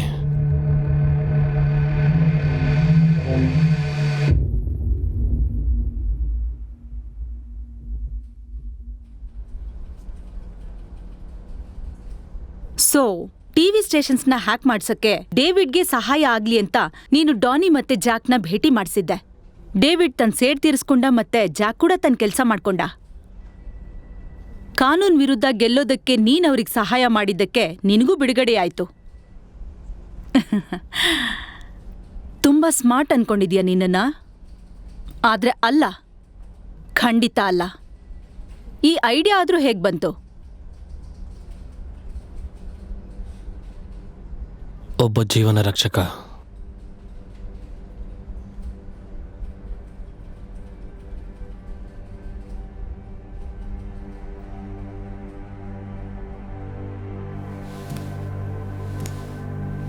ಡೇವಿಡ್ನ ಪ್ರಾಜೆಕ್ಟಲ್ಲಿ ಡೋನಿ ಒಬ್ಬ ಜೀವರಕ್ಷಕ ಆಗಿ ಬಂದಿದ್ದ. ಪ್ರತಿ ಹಂತದಲ್ಲೂ ಅವನ ಕೆಲಸನ ತುಂಬ ಚೆನ್ನಾಗಿ ಮಾಡ್ತಾನೆ. ಅದೇ ಕಾರಣದಿಂದ ಅವನು ಮುಂಬರುವ ದಿನಗಳನ್ನು ಕಾಯ್ತಿದ್ದ. ಮತ್ತೆ ಕೊನೆಯಲ್ಲಿ ಧೋನಿಗೆ ನಿಯತ್ತಿಂದ ಅವನ ಮುಂದೆ ಸತ್ಯನ ಇಡಬೇಕಿತ್ತು.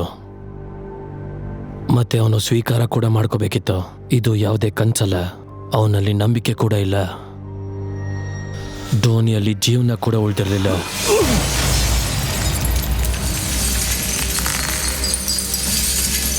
ತುಂಬ ಜನ ಏನು ಯೋಚನೆ ಮಾಡ್ತಾರೆ ಅಂದರೆ,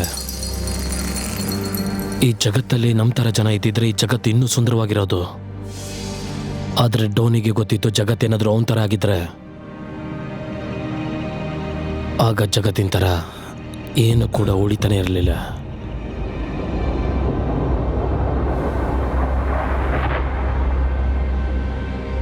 ಬಹುಶಃ ಜನಗಳಲ್ಲಿ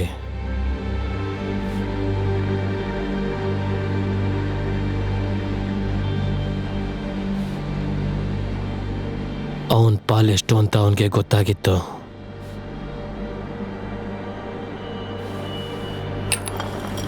ಅದೇ ಭಯ, ಅದೇ ಆತಂಕ, ಅದೇ ದುಃಖ, ಅಥವಾ ಅವನ ಹತ್ರ ಬೇರೆ ಏನೂ ಕೂಡ ಉಳಿದಿರಲಿಲ್ಲ. ಅದಕ್ಕೆ ಅವನು ಸತ್ಯನ ಮುಂದೆ ತರೋ ಪ್ರಯತ್ನನೂ ಮಾಡಲಿಲ್ಲ. ಯಾವುದಾದ್ರೂ ವಸ್ತುನ ಕಳ್ಕೋತೀವಿ ಅನ್ನೋ ಭಯ ಈ ಕಡೆ ಒಳ್ಳೆಯದು ಅಲ್ಲ, ಕೆಟ್ಟದ್ದು ಅಲ್ಲ. ನಿಜ ಏನು ಅಂದರೆ ಈ ಐಡಿಯಾ ಬರೀ ಅವನು ಮಾತ್ರ ಕೊಡ್ಬೋದಿತ್ತು.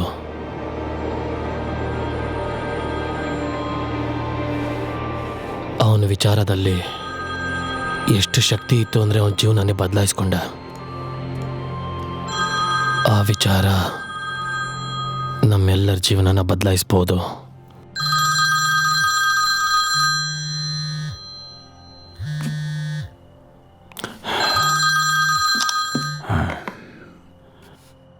ಡೋನಿ ಬೆಳಗಿನ ಜಾವ 4 ಗಂಟೆ ಇವಾಗ. ಡೇವಿಡ್, ನನಗೆ ಗೊತ್ತಿದೆ. ಇಲ್ಲಿ ಕೇಳು, ನಾನೆಲ್ಲರೂ ಮೀಟ್ ಮಾಡಬೇಕು. ನನ್ನ ಹತ್ರ ಒಂದು ಐಡಿಯಾ ಇದೆ.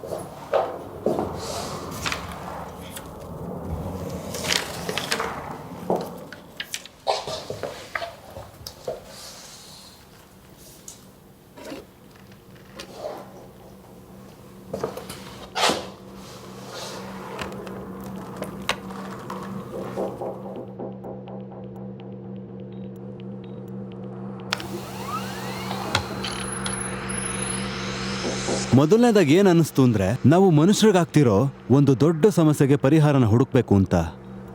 ಅದಕ್ಕೆ ನಾನೇ ಕೇಳ್ಕೊಂಡೆ, ನನ್ನ ಸಮಸ್ಯೆ ಏನು ಅಂತ. ಅಂದರೆ ನಮ್ಮೆಲ್ರದ್ದು ಏನಂತ ಗೊತ್ತಾ? ಅವಾಗ ನಾನು ಅಂದ್ಕೊಂಡೆ ಇದಕ್ಕೆ ಪರಿಹಾರ ಹುಡುಕ್ಬೇಕು ಅಂತ. ಅವಾಗಲೇ ನಾನು ಗರ್ವಾಗಿದ್ದು, ನಾವೆಲ್ಲರೂ ಒಂದೇ ಥರ ಕೆಲಸ ಮಾಡಿದ್ರೆ ಪ್ರಪಂಚ ಬದಲಾಗುತ್ತೆ. ಮತ್ತು ನಾವೆಲ್ಲರೂ ಸೇರಿ ಪ್ರಪಂಚದ ಅತಿ ದೊಡ್ಡ ಸಮಸ್ಯೆನ ಕೊನೆಗಾಣಿಸ್ಬೋದು ಅಂತ. ಇದೊಂದು ರೀತಿ ಆನ್ಲೈನ್ ಸೊಲ್ಯೂಷನ್ ಪ್ರೊವೈಡರ್ ಥರ. ಜನಗಳ ಪ್ರಾಬ್ಲಮ್ಗೆ ಸೊಲ್ಯೂಷನ್ ಸಿಗುತ್ತೆ, ಅವಾಗ ಸರ್ಕಾರದ ಅವಶ್ಯಕತೆನೇ ಇರಲ್ಲ. ಆಟ್ಲಸ್.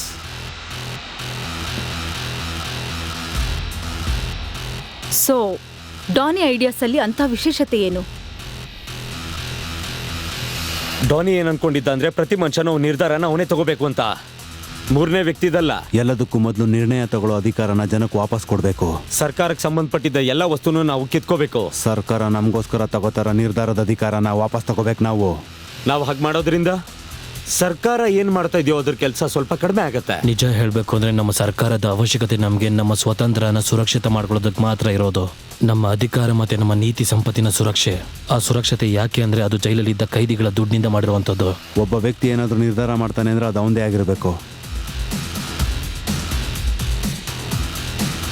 ಅದನ್ನು ಯಾವ ವ್ಯಕ್ತಿ, ಯಾವ ಸರ್ಕಾರ, ಯಾವ ಸಂಸ್ಥೆ ಏನು ಮಾಡೋಕ್ಕಾಗಲ್ಲ.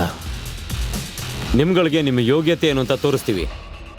ಅವ್ರು ನಮ್ಮ ಹತ್ರ ಓಟಿನ ತಾಕತ್ತಿದೆ ಅಂತಾರೆ, ಅದನ್ನು ಯೂಸ್ ಮಾಡ್ಕೊಳ್ಬೇಕಂತೆ. ಆದರೆ ನಮ್ಮ ಓಟಿಗೆ ಯಾವುದೇ ಬೆಲೆ ಇಲ್ಲ. ಇದು ಮಾಮೂಲಿ ಆಗೋಗಿದೆ. ವಿಷಯ ತುಂಬ ವೀಕ್ ಆಗೋಗಿದೆ. ಈ ಎಕ್ಸ್ಪೆರಿಮೆಂಟ್ನ 2ನೇ ಭಾಗದಲ್ಲಿ ನಾವೇನ್ ನಿರ್ಧಾರ ಮಾಡಬೇಕು ಅಂದ್ರೆ ಜನಗಳ ಗುಂಪು ಚಿಕ್ಕದಾಗಿರ್ಬೇಕು. ಕುಟುಂಬ ಆಗಿರ್ಲಿ, ಮನೆ ಪಕ್ಕದವರಾಗಿರ್ಲಿ, ಫ್ರೆಂಡ್ ಆಗಿರ್ಲಿ, ಗುಂಪು ಚಿಕ್ಕದಾಗಿರ್ಬೇಕು. ನಮ್ಮ ಕೂಗನ್ನ ಕೇಳಿಸ್ಕೊಳ್ಳುವಂಥ, ನಮ್ಮ ಓಟ್ಗೆ ಬೆಲೆ ಕೊಡುವಂಥ ಸಂಸ್ಥೆನ ಹುಟ್ಟಾಕ್ಬೇಕಾಗಿದೆ ನಾವೀಗ. ಹೀಗೆ ಮಾಡೋದ್ರಿಂದ ಸರ್ಕಾರದ ಪವರ್ 90% ಅಷ್ಟು ಕಡಿಮೆ ಆಗೋಗುತ್ತೆ. ಮಿಕ್ಕಿದ್ನೆಲ್ಲ ಇಂಟರ್ನೆಟ್ನಲ್ಲಿ ಅಟ್ಲಾಸ್ ನೋಡ್ಕೊಳುತ್ತೆ. ಪ್ರತಿಯೊಬ್ಬ ವ್ಯಕ್ತಿ ತನ್ನ ವ್ಯವಸಾಯ, ತನ್ನ ಕೆಲಸದಲ್ಲಿರೋ ಬಜೆಟ್ನೆಲ್ಲ ಈ ಎಕ್ಸ್ಪೆರಿಮೆಂಟ್ ನಲ್ಲಿ ಆನ್ಲೈನ್ ಸಜೆಸ್ಟ್ ಮಾಡ್ತಾನೆ. ನಾವು ಜನಗಳಿಗೆ ಏನ್ ಸಂದೇಶ ತಲುಪಿಸ್ತೀವಿ ಅಂದ್ರೆ ಅವ್ರ ನಿರ್ಧಾರಗಳನ್ನ ಅವರೇ ಸರ್ಕಾರದ ಅನುಮತಿ ಇಲ್ಲದೆ ತಗೋಬಹುದು ಅಂತ. ಅವ್ರು ಯಾವಾಗಲೂ ಜನಗಳ ದುಡ್ಡನ್ನು ಕಿತ್ಕೊಳ್ಳೋದಕ್ಕೆ ಅಂತಾನೆ ಪ್ರಯತ್ನ ಮಾಡ್ತಾರೆ. ಆದರೆ ನಾವು ಅವ್ರಿಗೆ ಅದನ್ನು ಕೊಡೋದಕ್ಕೆ ಹೋಗ್ತಿದ್ದೀವಿ. ಆದ್ರೆ ಒಂದು ಮಾತ್ರ, ನಮ್ಮ ಈ ಐಡಿಯಾ ಕಾರ್ಯರೂಪಕ್ಕೆ ಬಂದು ನಾವು ಅಂದ್ಕೊಂಡಷ್ಟೇ ಸಕ್ಸಸ್ಫುಲ್ ಆಗೋಯ್ತು ಅಂತಂದ್ರೆ ಇದಾದ್ಮೇಲೆ ವ್ಯಾಪಾರಿಗಳಿಗೆ ಬಜೆಟ್ನಲ್ಲಿ ನಾವು ಸಹಾಯ ಮಾಡ್ಬೋದು. ಅದಕ್ಕೆ ಮುಂಚೆ ಚಾನ್ಸೇ ಇಲ್ಲ. ನಮ್ ಡೋನಿ ಸರ್ಕಾರದ ನಿಯತ್ತನ್ನು ತೋರಿಸ್ದ. ಅವ್ರಿಗೆ ಬುದ್ಧಿ ಕಲಿಸ್ಬೇಕು ಅಂತ ಇಂಥ ಐಡಿಯಾ ಅವನ ಹತ್ರನೂ ಇರಲಿಲ್ಲ, ನನ್ನ ಹತ್ರನೂ ಇರಲಿಲ್ಲ.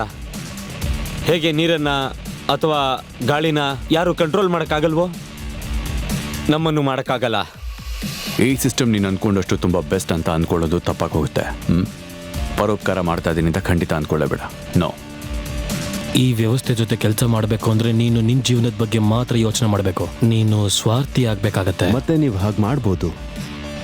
ಇವೆಲ್ಲವನ್ನು ಮೀರಿದಂಥ ಒಂದು ವಿಷಯ ಇತ್ತು. ಅದೇನು ಅಂದರೆ ಡಾನಿಯಾ ಪ್ರಾಜೆಕ್ಟ್. ಈ ಪ್ರಾಜೆಕ್ಟ್ ಜನಗಳಿಗೆ ವಿಶ್ವಾಸವನ್ನು ಹುಟ್ಟಿಸ್ಬೇಕು. ಜನತೆಗೆ ನಾವು ವೀಕ್ ಅಲ್ಲ ಅನ್ನೋ ವಿಶ್ವಾಸ ಹುಟ್ಟಬೇಕು. ಗೆಲ್ಲೋ ಕಾರಣಕ್ಕೋಸ್ಕರ ಸಂಘರ್ಷ ಮಾಡೋದು. ಡೋನಿಯಾ ಈ ವಿಚಾರ ಜಗತ್ತಿಗೋಸ್ಕರ ಒಂದು ತುಂಬ ದೊಡ್ಡ ಗಿಫ್ಟ್ ಅದು.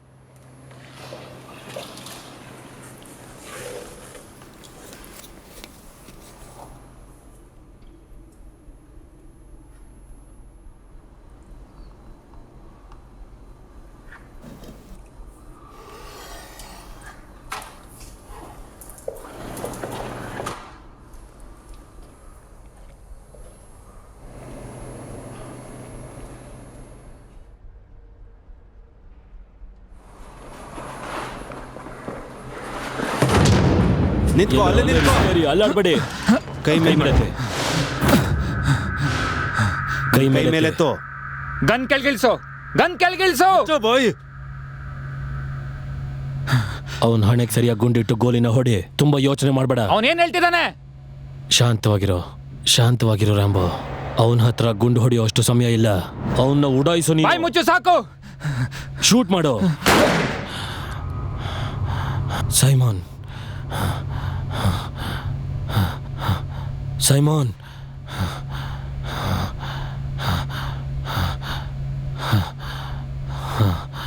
Simon, Simon.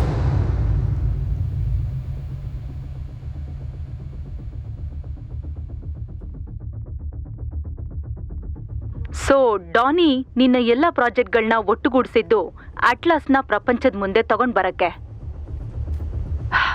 ಬ್ರಿಲಿಯಂಟ್. ಆದ್ರೆ ನೀನ್ ನಿನ್ನೆ ಮಾಡಿದ್ರ ಬಗ್ಗೆ ಸಾಕಷ್ಟು ವಿಷಯಗಳು ಬೇಕಾಗಿದೆ. ಅದಕ್ಕೆ ಸಾಕಷ್ಟು ದುಡ್ಡು ಕೂಡ ಬೇಕು. ಅದು ನಿಮ್ಮಲ್ಲಿ ಯಾರ ಹತ್ರನೂ ಇಲ್ಲ. ನೀವುಗಳಿದನ್ನ ಹೇಗ್ ಮಾಡಿದ್ರಿ? ನಮಗೆ ಸ್ಪಾನ್ಸರ್ಸ್ ಮತ್ತು ಬೇರೆ ಎಲ್ಲ ಸಹಾಯ ಈಸಿಯಾಗಿ ಸಿಗುತ್ತೆ. ನಾವು ಅವ್ರಿಗೆ ಏನು ಎಕ್ಸಾಕ್ಟಾಗಿ ಮಾಡ್ತಾ ಇದ್ದೀವಿ ಅನ್ನೋದನ್ನು ಹೇಳೋದಕ್ಕಾಗೋದಿಲ್ಲ ಅಷ್ಟೇ. ಈ ವಿಷಯನ ಇನ್ನಷ್ಟು ಸಿಂಪಲ್ ಆಗ್ಸೋದಕ್ಕೆ ಅಂತಲೇ ನಾವು ಅವ್ರಿಗೆ ಸಿನಿಮಾ ಮಾಡ್ತಾ ಇದ್ದೀವಿ ಅಂತ ಹೇಳಬೇಕಾಯ್ತು. ಸಿನಿಮಾ ಅಂದರೆ ಯಾರಿಗೆ ತಾನೇ ಇಷ್ಟ ಇಲ್ಲ ಹೇಳಿ? ಹೇಳಿ ಸರ್, ನಿಮ್ಗೇನ್ ಬೇಕಿದೆ? ಒಂದು ಆಕ್ಷನ್ ಸೀನ್ಗೋಸ್ಕರ ಡೂಪ್ಲಿಕೇಟ್ ಗನ್ ಬೇಕಾಗಿತ್ತು, ಮತ್ತೆ ಶೂಟಿಂಗ್ ಹೇಳ್ಕೊಡಕ್ಕೋಸ್ಕರ ಒಬ್ಬ ಹುಡುಗ ಬೇಕಿತ್ತು. ಅವೆರಡು ಇಲ್ಲೇ ಸಿಕ್ಕಿದ್ರೆ ತುಂಬಾ ಹೆಲ್ಪ್ ಆಗುತ್ತೆ. ಅವ್ರು ನನಗೆ ಡೂಪ್ಲಿಕೇಟ್ ಗನ್ ಮಾಡೋರ್ ಬಗ್ಗೆ ಗೊತ್ತಾ ಅಂತ ಹೇಳಿದಾಗ ನನಗೆ ನೀನ್ ನೆನಪಾದೆ.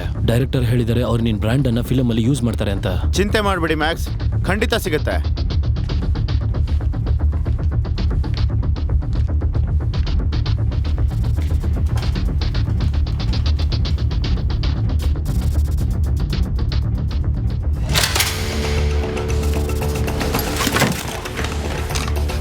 ಪ್ಯಾನಾಸೋನಿಕ್ನವರು ನಮಗೆ ಹೆಲ್ಪ್ ಮಾಡಿದ್ರು. ಕೀ ಬಾಕ್ಸಲ್ಲಿ ಜಾಗ ಹುಡುಕೋದಕ್ಕೆ ಸಹಾಯ ಮಾಡಿದ್ರು. ಮೌಂಟೈನ್ಸ್ ನಮಗೆ ಕಂಪ್ಯೂಟರ್ಸ್ ಕೊಟ್ಟರು. ನಿಮ್ಗಳಿಗೆ ಸ್ಪಾನ್ಸರ್ ಸಿಕ್ಕಿದ್ರಾ? ನಿಮ್ಗಳಿಗೆ ಸ್ಪಾನ್ಸರ್ ಸಿಕ್ಕಿದ್ರು ಅಲ್ವಾ? ಆರಾಮಾಗಿ ಆರಾಮಾಗಿ. ಆಲ್ಬರ್ಟೋ, ನಿನ್ನ ಹತ್ರ 4K ಶೂಟ್ ಮಾಡೋಕ್ಕಾಗುವಂಥದ್ದೊಂದು ಹೊಸ ಕ್ಯಾಮ್ರಾ ಇದೆ ಅಂತ ಕೇಳ್ಪಟ್ಟೆ. ಇದು ನಿಂದು ಜಗತ್ತಿನ ಬೆಸ್ಟ್ ಗೇಮಿಂಗ್ ಕಂಪ್ಯೂಟರ್. ನಮಗೆ companies, universities, artists, hackers, friends ಹಾಗೂ ಫ್ಯಾಮಿಲಿಯಿಂದನೂ ತುಂಬ ಸಹಾಯ ಸಿಗೋಕ್ಕೆ ಶುರುವಾಯಿತು. ಒಂದು ಕೈಯಿಂದ ನಾವು ಇದನ್ನ ಹೀಗೆ ಇಟ್ಕೋತೀವಿ, ಮತ್ತೆ ಇನ್ನೊಂದು ಕೈಯಿಂದ ಹೀಗೆ. ನೋಡಿ, ಗಮನ ಕೊಡಿ. ನಿಮ್ 2 ಕಾಲು ಹೀಗಿರ್ಬೇಕು, ಬಾಡಿ ಸ್ಟ್ರೈಟ್ ಆಗಿರ್ಬೇಕು, ಮತ್ತೆ ಕೈ ಮೇಲೆತ್ಕೊಳ್ಳಿ. ಹೆಡ್ಫೋನ್ಸ್ ಹಾಕೊಳ್ಳಿ. ಗುರಿ ಇಟ್ಟು ಶೂಟ್ ಮಾಡಿ.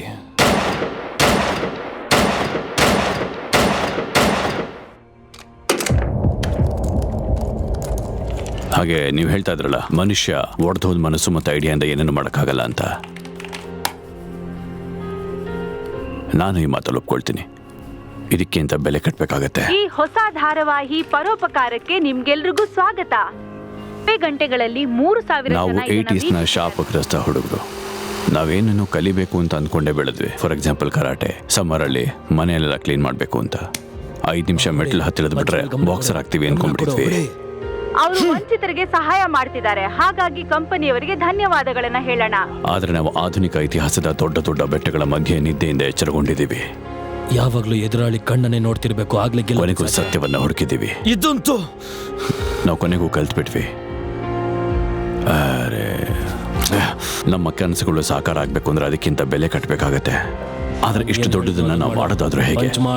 ನಾವು 1000 ಜನರ ಕೆಲಸ ಒಬ್ಬರೇ ಮಾಡಿ ತೋರಿಸಿದ್ವಿ. ನಾವಿದ್ರಲ್ಲಿ ಸಕ್ಸಸ್ಫುಲ್ ಕೂಡ ಆದ್ವಿ.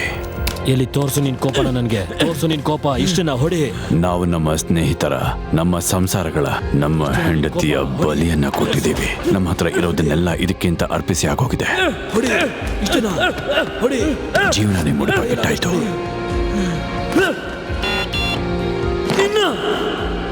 ನಿಮ್ಗಿದು ತುಂಬಾ ಮಜಾ ಕೊಡುವಂತ ವಿಷಯ ಆಗಿರಬಹುದು. ನ್ಯೂಸ್ ಪೇಪರ್ನ ಹೆಡ್ಲೈನ್ಸ್ ಆಗಿರಬಹುದು, ಸೂಪರ್ ಮಾರ್ಕೆಟ್ ಕ್ಯೂನಲ್ಲಿ ನಿಂತ್ಕೊಂಡು ಮಾತಾಡೋ ಒಂದು ವಿಷಯ ಆಗಿರಬಹುದು.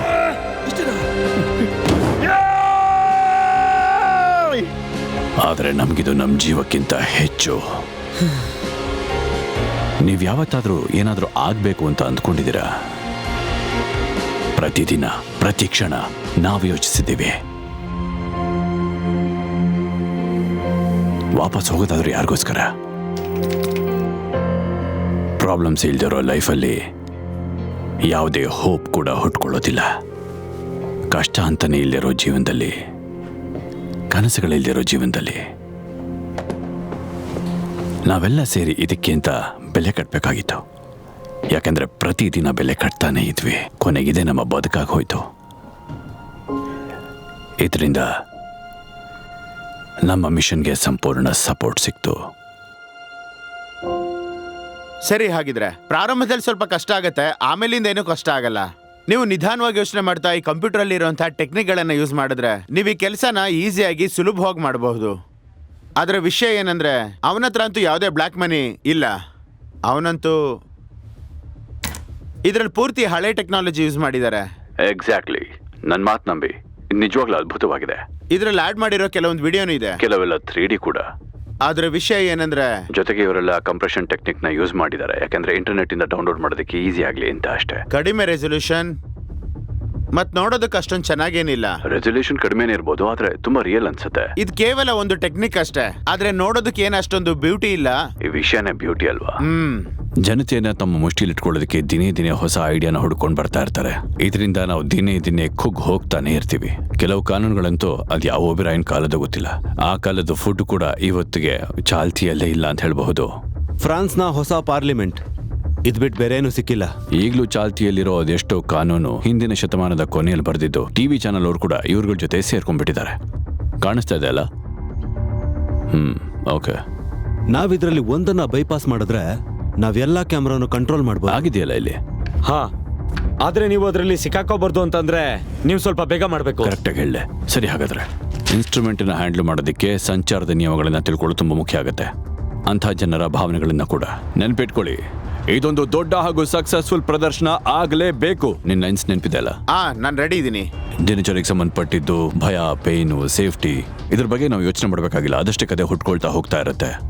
ಈ ವಿಷಯಗಳು ಜನತೆಯನ್ನ ಕಂಟ್ರೋಲ್ನ ನಡೆಯೋದಕ್ಕೆ ಹೆಲ್ಪ್ ಮಾಡುತ್ತೆ. ಸೂಪರ್. ಇವಾಗ ಅದರಿಂದ ಆಚೆ ಬರೋಣ.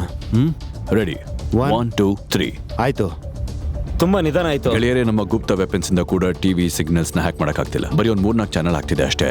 ಸಣ್ಣ ಪುಟ್ಟ ಟಿವಿ ಚಾನೆಲ್ಗಳಲ್ಲಿ ಇಂಥ ದೊಡ್ಡ ಇನ್ಫಾರ್ಮೇಶನ್ ನ ಜನ ನೋಡ್ತಾರೆ ಅಂತ ಅಂದ್ರೆ ಜನ ತಮ್ಮ ಟೈಮ್ ಹಾಗೂ ಮೆಂಟಾಲಿಟಿಯನ್ನ ಇದ್ರ ಮೇಲೆ ವೇಸ್ಟ್ ಮಾಡ್ತಾ ಇಲ್ಲ ಅಂತ ಖಚಿತ ಆಗುತ್ತೆ ನನಗಂತೂ. ಕಂಟ್ರೋಲ್ ನಲ್ಲಿ ಇಟ್ಕೊಳ್ಳೋದಕ್ಕೆ ಇನ್ನೊಂದು ವೆಪನ್ ಅಂತಂದ್ರೆ ಫ್ರೀಡಮ್ ಕೊಡಿಸ್ತೀವಿ ಸುಳ್ಳು ಭರವಸೆ. ನನ್ಗನ್ಸತ್ತೆ ನಾವು ದೊಡ್ಡ ತೊಂದ್ರೆಯಲ್ಲಿ ಸಿಕ್ಕಾಕೋಬಹುದು ಅಂತ. ನಾನು ಅದನ್ನ ಸ್ಯಾಟಲೈಟ್ ಮೂಲಕ ಹ್ಯಾಕ್ ಮಾಡಿ ಕಂಟ್ರೋಲ್ ಮಾಡಬಹುದು. ಆದ್ರೆ ಹಾಸ್ಟೆಲ್ನ ಸೆಕ್ಯೂರಿಟಿ ಫೈರ್ ವಾಲ್ ತುಂಬಾನೇ ಸ್ಟ್ರಾಂಗ್ ಆಗಿದೆ. ಅದನ್ನ ಒಡೆಯೋದು ತುಂಬಾನೇ ಕಷ್ಟ. ಆಗ ಸೂಪರ್ ಕಂಪ್ಯೂಟರ್ ನ ಆಫ್ ಮಾಡಿದ್ರೆ ನೀನು ಯೋಚನೆ ಮಾಡು. ನಿಂತರ ಐಡೆಂಟಿಟಿ ಇರೋ 95% ಜನ ಇದನ್ನ ಬೇಕಾರ ಅನ್ಕೊಳ್ತಾರೆ ಅಂತ. ಇದನ್ನ ಯಾಕೆ ಆಕ್ಸೆಪ್ಟ್ ಮಾಡ್ಕೊಳ್ತಾರೆ ಅಂತ ನೀನೇ ಹೇಳು ನೋಡೋಣ. ಓಕೆ, ಅರ್ಥ ಆಯ್ತಾ? 1, 2, 3. ಹಾಳಾಗೋಯ್ತು. ಏನು ಕೆಲಸ ಮಾಡ್ತಾ ಇಲ್ಲ. ಡೋನಿ, ಜಾಕ್ ಏನಾದರೂ ಮಾಡಲಿಲ್ಲ ಅಂದರೆ ಬಹುಶಃ ನಾನೇ ಮಾಡಬೇಕಾಗತ್ತೆ. ನಾನು ನಿನಗೆ 2 ಆಪ್ಷನ್ ಕೊಡ್ತೀನಿ. ಯಾವ್ದನ್ನ ಬೇಕಾದ್ರೂ ಚೂಸ್ ಮಾಡ್ಕೋ. ಜನತಂತ್ರದ ಹಾಗೆ ಎಡಪಂಥಿ ಅಥವಾ ಬಲಪಂಥಿ, ಎರಡೂ ಕಡೆ ಜನ ತುಳುಕ್ತಾ ಇದ್ದಾರೆ. ಇದನ್ನ ಬಿಟ್ಟು ಬೇರೆ ಆಪ್ಷನ್ ಇದೆ ಅಂತ ಜನ ಯೋಚನೆ ಮಾಡೋಕ್ಕಾಗಲ್ಲ. ಕೊಕೋ ಕೋಲನ ಇಲ್ಲ ಪೆಪ್ಸಿನ, ಮ್ಯಾಕ ಇಲ್ಲ ಪೀಸಿನ, ಕೆಟ್ಟದು ಅಥವಾ ಒಳ್ಳೇದ? ಪ್ರಪಂಚ 2 ಭಾಗ ಆಗಿದೆ ಅನ್ನೋದನ್ನ ಜನಕ್ಕೆ ನಂಬಿಸ್ಬಿಡಿ ಸಾಕು. ಇವೆರಡರಲ್ಲೇ ಒಂದನ್ನ ಚೂಸ್ ಮಾಡೋ ಆಪ್ಷನ್ ಕೊಡಿ. Good morning boys. Good morning. ನೀವು ಮಾತ್ರ ತಗೋತಿದ್ದೀರಾ, ನನಗಿಲ್ವಾ? ಯಾವ ಭಾಷೆನ ಶುರು ಮಾಡ್ತಿದ್ಯಾ? ತೊಂದ್ರೆ ಇಲ್ಲ, ನಿಮ್ಗೆ ಹೇಗನ್ಸುತ್ತೋ ಹಾಗೆ. ಮತ್ತೆ ಮಾಡೋಣ. ಜಾಕ್ ಸರಿಯಾಗಿ 1 ಗಂಟೆಗೆ ಸ್ಟಾರ್ಟ್ ಮಾಡೋಣ. ನೋಡ್ತಿದ್ರೆ ಎಲ್ಲ ಶುರುವಾಗಿದೆ ಅಂತ ನನಗೆ ಅನಿಸ್ತಿದೆ. ಗೊತ್ತಿರೋ ಇನ್ನೊಂದು ತಂತ್ರ ಅಂತಂದ್ರೆ ಜನಗಳನ್ನ ಈ ಕಡೆಗೆ ವಾಲ್ಸೋದೊಂದೇ. ಇಲ್ಲೇ ಇಟ್ಬಿಡಿ, ನಾನೇ ಹಾಕೋತೀನಿ ಎಲ್ಲಾನು. ಜನಗಳಿಗೆ ಹೇಳೋದಾದ್ರೆ ಜನ ಒಳ್ಳೆ ಕೆಲಸ ಮಾಡೋದಕ್ಕೆ ಒಂದು ಬೆರಳು ಕೂಡ ಆಡ್ಸೋದಕ್ಕೆ ಇಷ್ಟಪಡಲ್ಲ. ಆದ್ರೆ ಬೇರೆಯವ್ರಿಗೆ ಕೆಲಸನ ಮಾಡ್ತಾ ಇದ್ದಾರೆ ಮಾಡಿ ಅಂತ ಹೇಳಿದ್ರೆ ನೀವು ಒಬ್ಬರೇ ಬಾಕಿ ಅಂತ ಅನ್ಬಿಟ್ರೆ ಇರೋ ತಾಕತ್ನೆಲ್ಲ ಹಾಕಿ ಈ ಕೆಲಸನ ಮಾಡೋದಕ್ಕೆ ಸಿದ್ಧ ಆಗೋಗ್ತಾರೆ. ಮೊದಲು ನೀನ್ ಬೀಳ್ತೀಯಾ, ನೀನ್ ಬಿದ್ದೆ ಅಂತ ಎತ್ಕೊಳಕ್ಕೆ ನೀನ್ ಹೋಗ್ತೀಯಾ, ಗೊತ್ತಾಯ್ತಲ್ಲ? ನೀನು ಈ ಕಡೆಯಿಂದ ಇವನನ್ನ ಎತ್ಕೊಳಕ್ಕೆ ಅಂತ ಹೋಗ್ಬೇಕು. ನಾನು ಹೊಡೆದ್ರೆ ತುಂಬಾ ಜೋರಾಗೆ ಹೊಡಿತೀನಿ. ನಿನಗೆ ಗೊತ್ತಾ ಮುಂದಿನ ಸರ್ದಿ ನಂದು ಅಂತ? 4 ವ್ಯಕ್ತಿಗಳನ್ನ ಇಂಥ ದೊಡ್ಡ ಕೆಲಸಕ್ಕೆ ಹಾಕೊಳ್ಳೋದು ತುಂಬಾ ಡೇಂಜರ್ ಕೂಡ ಆಗಬಹುದು. ನಾನು ಗೊತ್ತಿಲ್ಲ ಯಾಕೆ ಹೇಳ್ತಿದ್ದೀನಿ ಅಂತ. ದುಡ್ಡು ಮತ್ತು ಅಂತಸ್ತು ನಿಮ್ಮನ್ನ ಬೇರೆ ಲೆವೆಲ್ ಕರ್ಕೊಂಡು ಹೋಗುತ್ತೆ ಅಂತ ಅಂದ್ಕೊಂಡಿದ್ದಾರೆ. ಎಲ್ಲ ಓಕೆ ತಾನೆ? ಹಾ, ನಾವು ಎಲ್ಲ ready ಸಿಕ್ಕಾಕೋತೀವಿ ಇದೀರಾ ಅಂತ ಅಲ್ವಾ? ಅನಿಸ್ತಾ ಇದೆ. ಎಲ್ಲ ಸರಿಯಾಗಿದೆ. ಮತ್ತೆ ಮಾಡೋಣ. ನಿನಗೆ ನಿನ್ನ ಅವಕಾಶ ಸಿಕ್ಕಾಯ್ತು. ಈಗ ಕೊನೆಯಲ್ಲಿ ನನ್ನ ಫೇವ್ರೆಟ್ ಭಾಗ, ಸತ್ಯಾಂಶದ ತೀವ್ರತೆ. ನಮ್ಮ ಶೋ ಮತ್ತೆ ಯಾರಾದರೂ ಮಧ್ಯದಲ್ಲಿ ಸಿಗ್ನಲ್ ಕಟ್ ಮಾಡಿಬಿಟ್ರೆ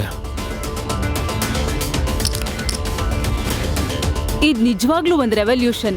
ಸಿಂಥೆಟಿಕ್ ಪ್ರೋಟೀನ್ ಇಂದ ಮೆಡಿಕಲ್ ಫೀಲ್ಡ್ ಅಲ್ಲಿ ಬದಲಾವಣೆ ಬರುತ್ತೆ. ಇವ್ರಿಗೆ ಮಾಡ್ತಿರೋ ಸರಿ ಇದೆ. ಜನ ತೀವ್ರತೆಯನ್ನ ವಾಸ್ತವತೆಯಿಂದ ಅಂದ್ಕೊಳ್ತಾರೆ, ಇನ್ಫಾರ್ಮೇಶನ್ ಮ್ಯಾಟರ್ ಆಗಲ್ಲ. ಸೊ ಎಲ್ಲದಕ್ಕಿಂತ ಮುಖ್ಯವಾಗಿ ತೀವ್ರತೆಯನ್ನ ಮೇಂಟೈನ್ ಮಾಡಿ. Man made synthetic protein. ನನ್ನ ಮೇಲೆ ನಂಬಿಕೆ ಇಡು ಗೆಳೆಯ. ಇವಾಗ ಕೊನೆ ಸರಿ ಟ್ರೈ ಮಾಡೋಣ. ಸರಿಯಾಗಿ 1 ಗಂಟೆಗೆ ಶುರು ಆಗುತ್ತೆ. ನಾವೆಷ್ಟು ಬೇಕೋ ಅಷ್ಟು ಟಿವಿ ಬಗ್ಗೆ ಆಲೋಚನೆ ಮಾಡಬಹುದು.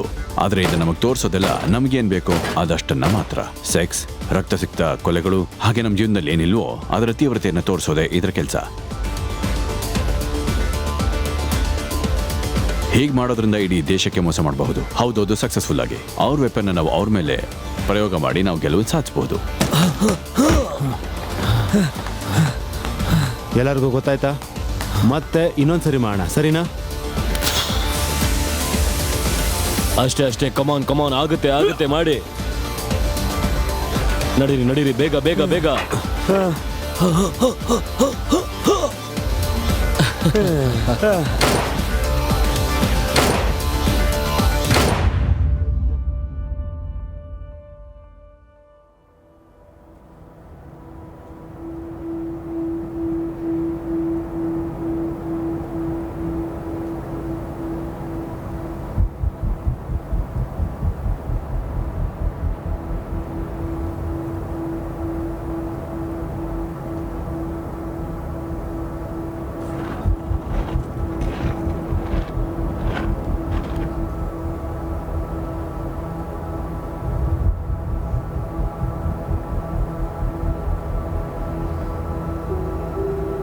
ಮನುಷ್ಯನ ಜೀವನಕ್ಕೆ ಏನು ಬೆಲೆ? ಒಂದು ವಿಚಾರಕ್ಕೋಸ್ಕರ ನೀನು ಎಲ್ಲಿವರೆಗೂ ಹೋಗ್ಬೋದು.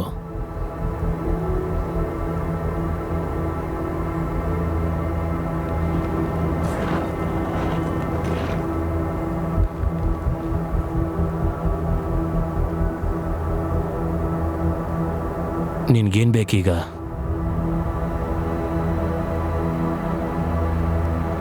ಏನು ನೀನು ಸಾಯ್ಬೇಕು ಅಂತಿದ್ಯಾ?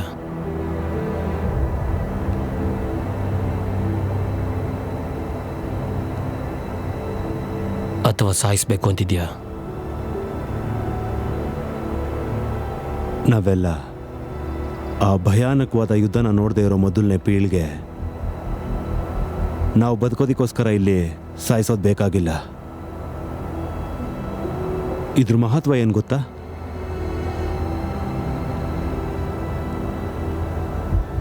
ನಂಬಿಕೆ ಅನ್ನೋದು ಬದುಕಿದೆ.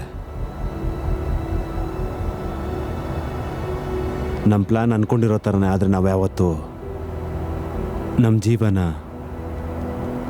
ಕಳ್ಕೋಬೇಕಾಗಿಲ್ಲ.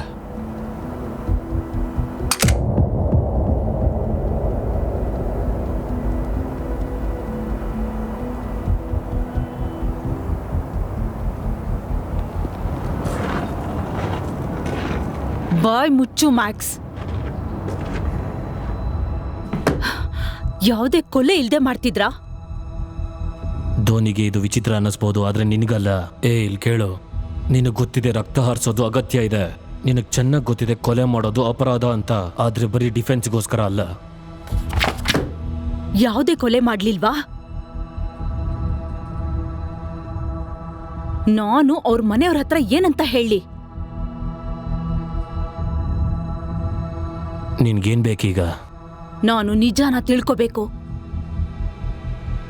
ನಿನಗನ್ಸೋದಿಲ್ವಾ ಅವ್ರ ಕುಟುಂಬದವ್ರು ಕೂಡ ನಿಜಾನ ತಿಳ್ಕೊಳ್ಳೋ ಹಕ್ಕಿದೆ ಅಂತ?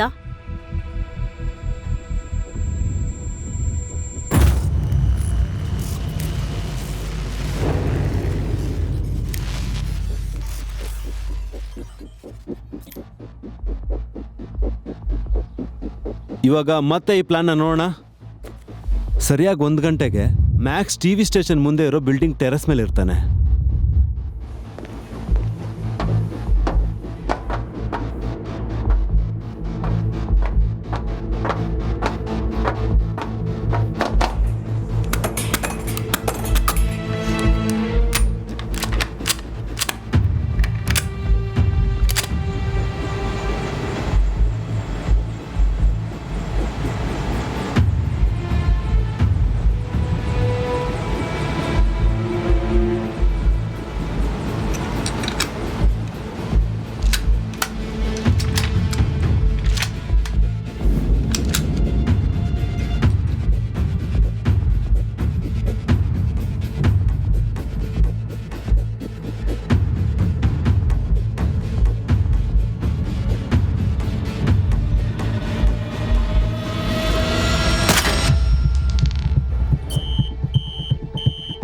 ಒಂದ್ಸಲ ನೋಡಿ. ಜಾರ್ಜ್, ಕೇಳಿಸ್ತಾ ಇದ್ಯಾ? ಹಾ, ಕೇಳಿಸ್ತಿದೆ. ಓವರ್. ನೀನು ಕಾರ್ಗೋ ಏರಿಯಾದಲ್ಲಿರೋ ಎಲ್ಲ ಬಾಗ್ಲುಗಳನ್ನೂ ಚೆಕ್ ಮಾಡು. ಸರಿ, ನಾನು ಹೋಗ್ತೀನಿ. ಓವರ್.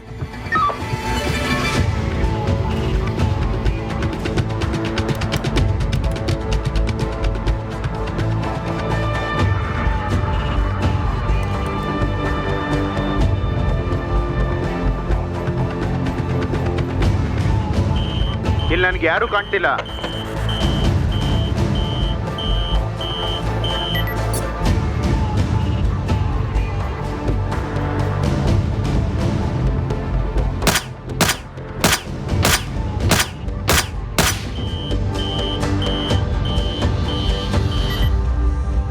ಮೀಟಿಂಗ್ ಟೈಮ್ ಇರೋದು 7 ಗಂಟೆ 10 ನಿಮಿಷಕ್ಕೆ ಟಿವಿ ಸ್ಟೇಷನ್ನ ಪಾರ್ಕಿಂಗ್ ಲಾಟಲ್ಲಿ.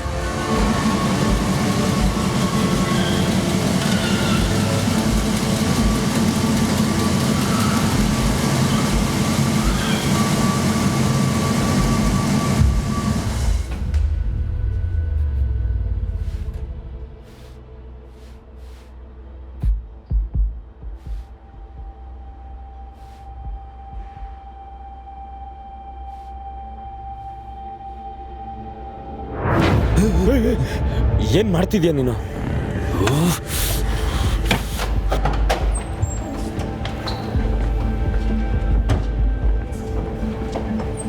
ಬಡವರು ಓಡಾಡೋವಂಥ ಕಾರ್. ಇಂಥ ಕಾರಲ್ಲಿ ಅಂಥ ವಸ್ತುಗಳನ್ನು ಇಟ್ಕೊಂಡು ಓಡಾಡ್ತೀವಿ ಅಂತ ಯಾರಿಗಾದ್ರೂ ಡೌಟ್ ಬರುತ್ತಾ?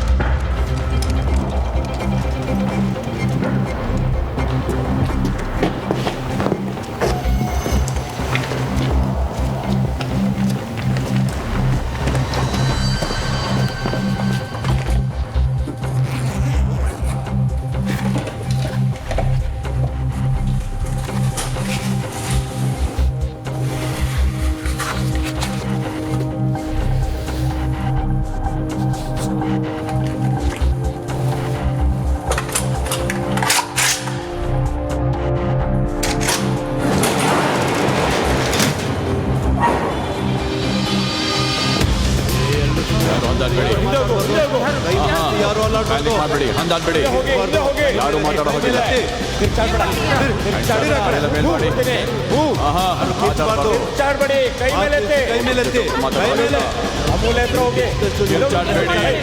ಕೈ ಮೇಲೆ ಮಾಡಿ, ನಡೀರಿ ನಡೀರಿ, ಕೈ ಮೇಲೆ ತೋರಿಸ್ಬೇಡಿ.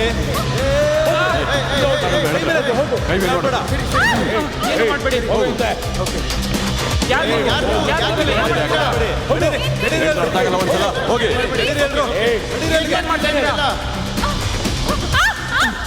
ಮೇಡಮ್, ಇದು ಹೋಗ್ತಲ್ಲ, ನಡೀರಿ ಬೇಗ. ಏನ್ ಕೂತಾ ಇದ್ದೀರಲ್ಲ,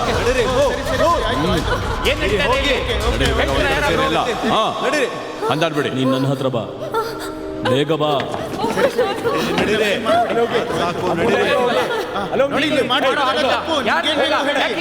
ಹೊರಟೋಗಿ. ಹೆದರ್ಬೇಡ, ನಾವು ನಿನ್ಗೆ ಏನೂ ತೊಂದರೆ ಕೊಡೋದಿಲ್ಲ. ನೀನ್ ಸುಮ್ಮನೆ ನನ್ನ ಜೊತೆಗೆ ಬಾ, ಸುಮ್ಮನೆ ನನ್ನ ಜೊತೆಗೆ ಬಾ. ನೀನ್ ಆ ಮೂಲೆಗೆ ಹೋಗು, ಹೋಗು. ಯಾರಿಗೂ ಏನು ಮಾಡ್ಬೇಡಿ ಇಲ್ಲಿ. ದಯವಿಟ್ಟು ಸುಮ್ಮನಿರಿ. ಏನ್ ಮಾಡ್ತಿದ್ಯಾ ನೀನು? ನಿನ್ಗೇನ್ ಸಮಸ್ಯೆ? ಹಾ, ಜೀವಂತವಾಗಿರ್ಬೇಕು ಅಂತ ಆಸೆ ಇದ್ರೆ ನೀನ್ ಬಾಯಿ ಮುಚ್ಕೊಂಡು ಮಿಕ್ದವ್ರ ಜೊತೆ ಹಿಂದೆ ಹೋಗಿ ನಿಂತ್ಕೋ. ಹೋಗು, ನೀನ್ ತಲೆ ಓಡ್ಸಕ್ ಬರ್ಬೇಡ. ಹೋಗಿ ಎಲ್ಲರೂ ಹೋಗಿ. ಸರಿ ಸರಿ ಆಯ್ತು. ಬೇಗ ಬೇಗ ಎಲ್ಲರೂ ಒಂದೇ ಕಡೆ ಸುಮ್ಮನೆ ನಿಂತ್ಕೊಳ್ಳಿ, ಯಾರು ಮಾತಾಡ್ಬೇಡಿ. ಮುಗೀತು, ಅಷ್ಟೇನೆ.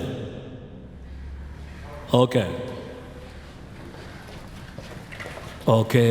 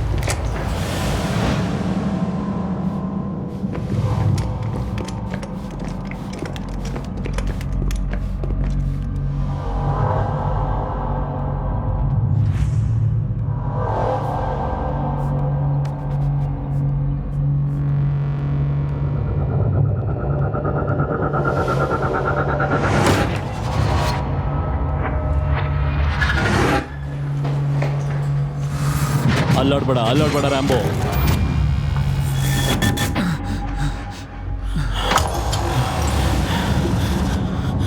ಅಲ್ಲೇ ನಿಂತ್ಕೋ ರ್ಯಾಂಬೋ.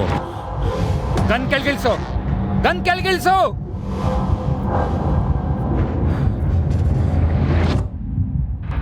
ಸೀದಾ ಅವನ ತಲೆಗೆ ಗುಂಡು ಹಾರಿಸೋ. ತುಂಬಾ ಯೋಚನೆ ಮಾಡಬೇಡ. ಅವನ ಹತ್ರ ಟ್ರಿಗರ್ ಒತ್ತೋದಕ್ಕೂ ಸಮಯ ಇಲ್ಲ. ಉಡಾಯಿಸೋ ಅವನ್ನ.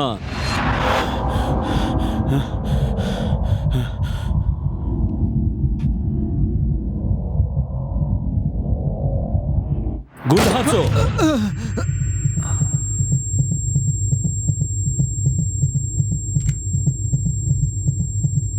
ಸೈಮನ್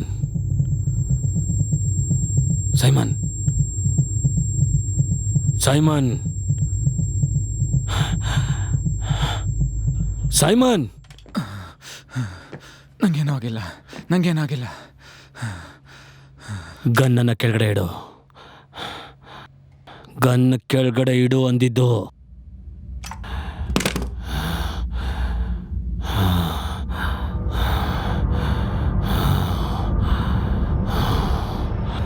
ಗುಡ್ ಬಾಯ್. ಮೊಬೈಲ್ ಎಲ್ಲ ಆಚೆ ತೆಗಿರಿ ಬೇಗ. ನೀನು ಅಷ್ಟೇ ಬೇಗ. ಏಯ್ ನಿನ್ ಮೊಬೈಲ್ ಕೊಡು. ನೀನು ಕೂತ್ಕೋ. ಫೋನ್ ಕೊಡು. ಇನ್ ಕೈಯಿಂದ ಇಡು. ಏನಾಗ್ತದೆ? ಕೈಯಿಂದ ಮಾಡು. ಸ್ವಲ್ಪ ಹೊತ್ತಿಗೆ ಮುಂಚೆ ನೀವು ಅನ್ಕೊಂಡಿದ್ರಿ ಅನ್ಸತ್ತೆ ನೀವು ಫ್ರೀ ಆಗಿದ್ದೀರಾ ಅಂತ. ಆದ್ರೆ ಈಗಲ್ಲ. ಅರ್ಥ ಆಗ್ಲಿಲ್ಲ ಅಲ್ವಾ? ಪರವಾಗಿಲ್ಲ, ಕೂತ್ಕೋ. ಕೈ ಕೊಡು.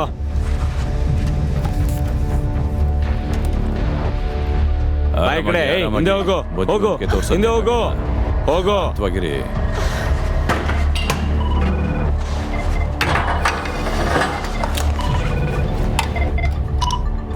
ಹಾ ಹೇಳು. ಕೇಳಿಸ್ಕೊ. ಬಿ ಕಂಟ್ರೋಲ್ ನಮ್ಮ ಹತ್ರ ಇದೆ. ಸರಿ ಆಯ್ತು, ನಾವು ಬರ್ತಾ ಇದೀವಿ.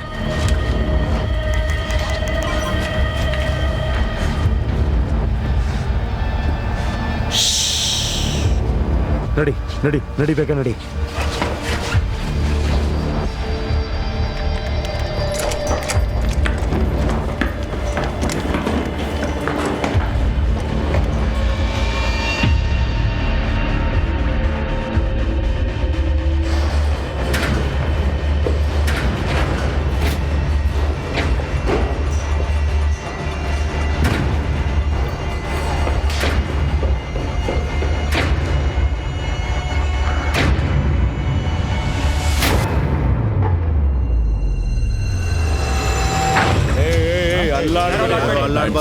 ಕೈ ಹಿಂದೆ.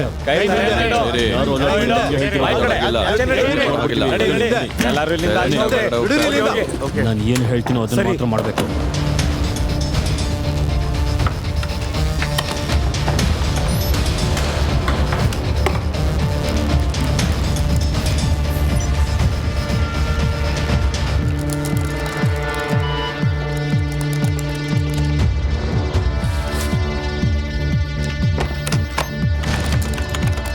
ಇದಪ್ಪ ವರ್ಷ. ಒಂದ್ಸರಿ ಫೈರ್ ವಾಲ್ನ ನನ್ಗಿಷ್ಟ ಬಂದಂಗೆ ಸೆಟ್ ಮಾಡಿದ್ರೆ ನಮ್ಮನೆ ಯಾರು ತಡೆಯೋದಕ್ಕಾಗೋದಿಲ್ಲ. ಡೇವಿಡ್, ಇದು ಕನೆಕ್ಟ್ ಆಯ್ತು. ಈಗ ನಾವು ಶುರು ಮಾಡ್ಬೋದು. ಓಕೆ, ನಾವೀಗ ಇಲ್ಲಿಂದ ಹೊರಡೋ ಸಮಯ ಆಯ್ತು.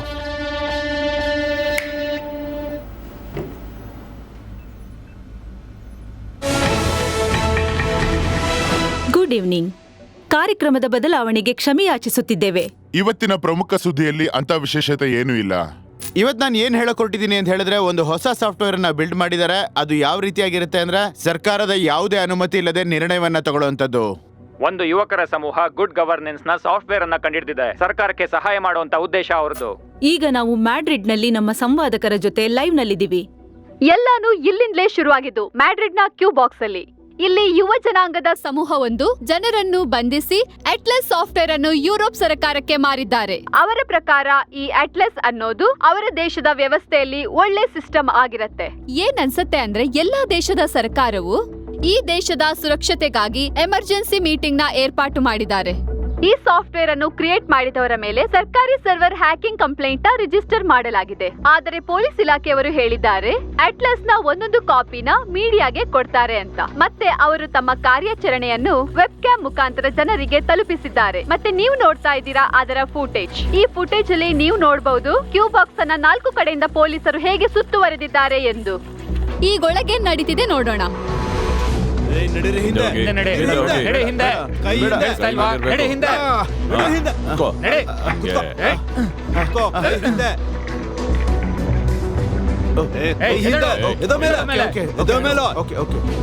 ಏನ್ ಮಾಡ್ತಿದ್ಯಾ?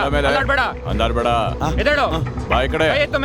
ಸೆಕ್ಯೂರಿಟಿ ಕ್ಯಾಮೆರಾದ ಫುಟೇಜ್ ಕೆಲವೇ ಗಂಟೆಗಳಲ್ಲಿ 3000 ಜನ ಕೈ ಹಿಂದೆ. ಸೆಕ್ಯೂರಿಟಿ ಕ್ಯಾಮೆರಾಗಳ ಫುಟೇಜ್ ಇಂಟರ್ನೆಟ್ ಅಲ್ಲಿ ವೈರಲ್ ಆಗಿದೆ. ಕೆಲವೇ ಗಂಟೆಗಳಲ್ಲಿ 30 ಲಕ್ಷ ಜನ ಇದನ್ನ ವೀಕ್ಷಿಸಿದ್ದಾರೆ. ಪ್ರತಿಕ್ರಿಯೆಗಳು ಬರೋಕೆ ಶುರುವಾಗಿವೆ. ರಸ್ತೆಗಳಲ್ಲಿ ಜನ ತುಂಬಿ ಹೋಗಿದ್ದಾರೆ. ಎಲ್ಲ ಕಡೆ ಆತಂಕಕಾರಿ ವಾತಾವರಣ ನಿರ್ಮಾಣವಾಗಿದೆ. ಅವರ ಬೇಡಿಕೆಗಳೇ ವಿಚಿತ್ರವಾಗಿದೆ. ಅವರು ಬಂಧಿಸಿರುವಂತಹ ಜನರನ್ನ ಹಿಂಸಿಸ್ತಿದ್ದಾರೆ. ಅವರ ಬೇಡಿಕೆಗಳನ್ನ ಈಡೇರಿಸುವಂತೆ ಸರ್ಕಾರಕ್ಕೆ ಒತ್ತಾಯ ಮಾಡ್ತಿದ್ದಾರೆ. ಎಲ್ಲ ಸರಿ ಹೋಗುತ್ತೆ, ನಾವು ಚಿಂತೆ ಮಾಡುವಂತ ಅವಶ್ಯಕತೆ ಇಲ್ಲ, ಬಾ ಹೋಗೋಣ. ಈಗ ಅವರ ಹತ್ರ ಕೇವಲ ಒಂದೇ ಆಪ್ಷನ್ ಇದೆ. ಅದೇನಂತ ಹೇಳಿದ್ರೆ ಆರ್ಥಿಕತೆಯ ಸ್ವಾತಂತ್ರ್ಯ ಬೇಕು ಅನ್ನೋದು, ಜೊತೆಗೆ ಜೀವಿಸುವಂತ ಸ್ವಾತಂತ್ರ್ಯ ಬೇಕು ಅನ್ನೋದು. ಒಬ್ಬ ವ್ಯಕ್ತಿಗೆ ಪರಿಪೂರ್ಣವಾದ ಬದುಕುವ ಅಧಿಕಾರ, ಜೊತೆಗೆ ಆರ್ಥಿಕತೆಯ ಸ್ವಾತಂತ್ರ್ಯ ಬೇಕು ಅನ್ನೋದು. ಆದ್ರೆ ಜನತೆ ಸ್ವತಂತ್ರವಾಗಿದ್ದಾರೆ ಅಂತ ಅವ್ರಿಗೆ ಅನ್ನಿಸ್ತಾ ಇಲ್ಲ. ಏನಾಗುತ್ತೋ ಗೊತ್ತಿಲ್ಲ. ಇದು ನಿಜಕ್ಕೂ ಒಂದು ರೆವಲ್ಯೂಷನ್. ಸಿಂಥೆಟಿಕ್ ಪ್ರೋಟೀನ್ ನಿಂದ ಮೆಡಿಕಲ್ ಫೀಲ್ಡ್ ನಲ್ಲಿ ಒಂದು ರೆವಲ್ಯೂಷನ್ ಆಗುತ್ತೆ. ನಾವ್ ಅನ್ಕೊಂಡಿದೀವಿ ಭವಿಷ್ಯದಲ್ಲಿ ಇದು ಕೋಟ್ಯಾಂತರ ಜನಕ್ಕೆ ಉಪಯೋಗ ಆಗುತ್ತೆ ಅಂತ. ನನ್ನ ಅನಿಸಿಕೆ ಪ್ರಕಾರ ಇಲ್ಲಿವರೆಗೂ ಕೂಡ ಈ ತರ ಯಾವತ್ತೂ ಆಗಿರ್ಲಿಲ್ಲ. ಇದರಿಂದಾಗಿ ಅಟ್ಲಾಸ್ ಸಾಫ್ಟ್ವೇರ್ಗೆ ಸರ್ಕಾರ ಹೆದರ್ತಿದೆ ಅನ್ನೋದು ಗೊತ್ತಾಗ್ತಿದೆ. ಈ ಸಿಸ್ಟಮ್ ಆಡಳಿತ ಸರ್ಕಾರದ ನೀತಿಗಳಿಗಿಂತ ತುಂಬಾನೇ ಕಾರ್ಯಗಾರವಾಗಿದೆ. ಈ ಅಟ್ಲಾಸ್ ಸಾಫ್ಟ್ವೇರ್ ನಿಂದಾಗಿ ಸರ್ಕಾರದ ಕೆಲವೊಂದು ಮಾಹಿತಿಗಳನ್ನ ಪಡ್ಕೋಬಹುದು. ಸರ್ಕಾರಕ್ಕೆ ಇದರಿಂದಾಗಿ ತುಂಬಾನೇ ನಷ್ಟ ಆಗುತ್ತೆ ಎಲ್ಲ ರೀತಿಲೂ. Happy new year.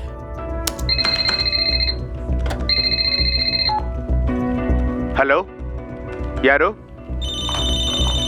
Hello hello hello.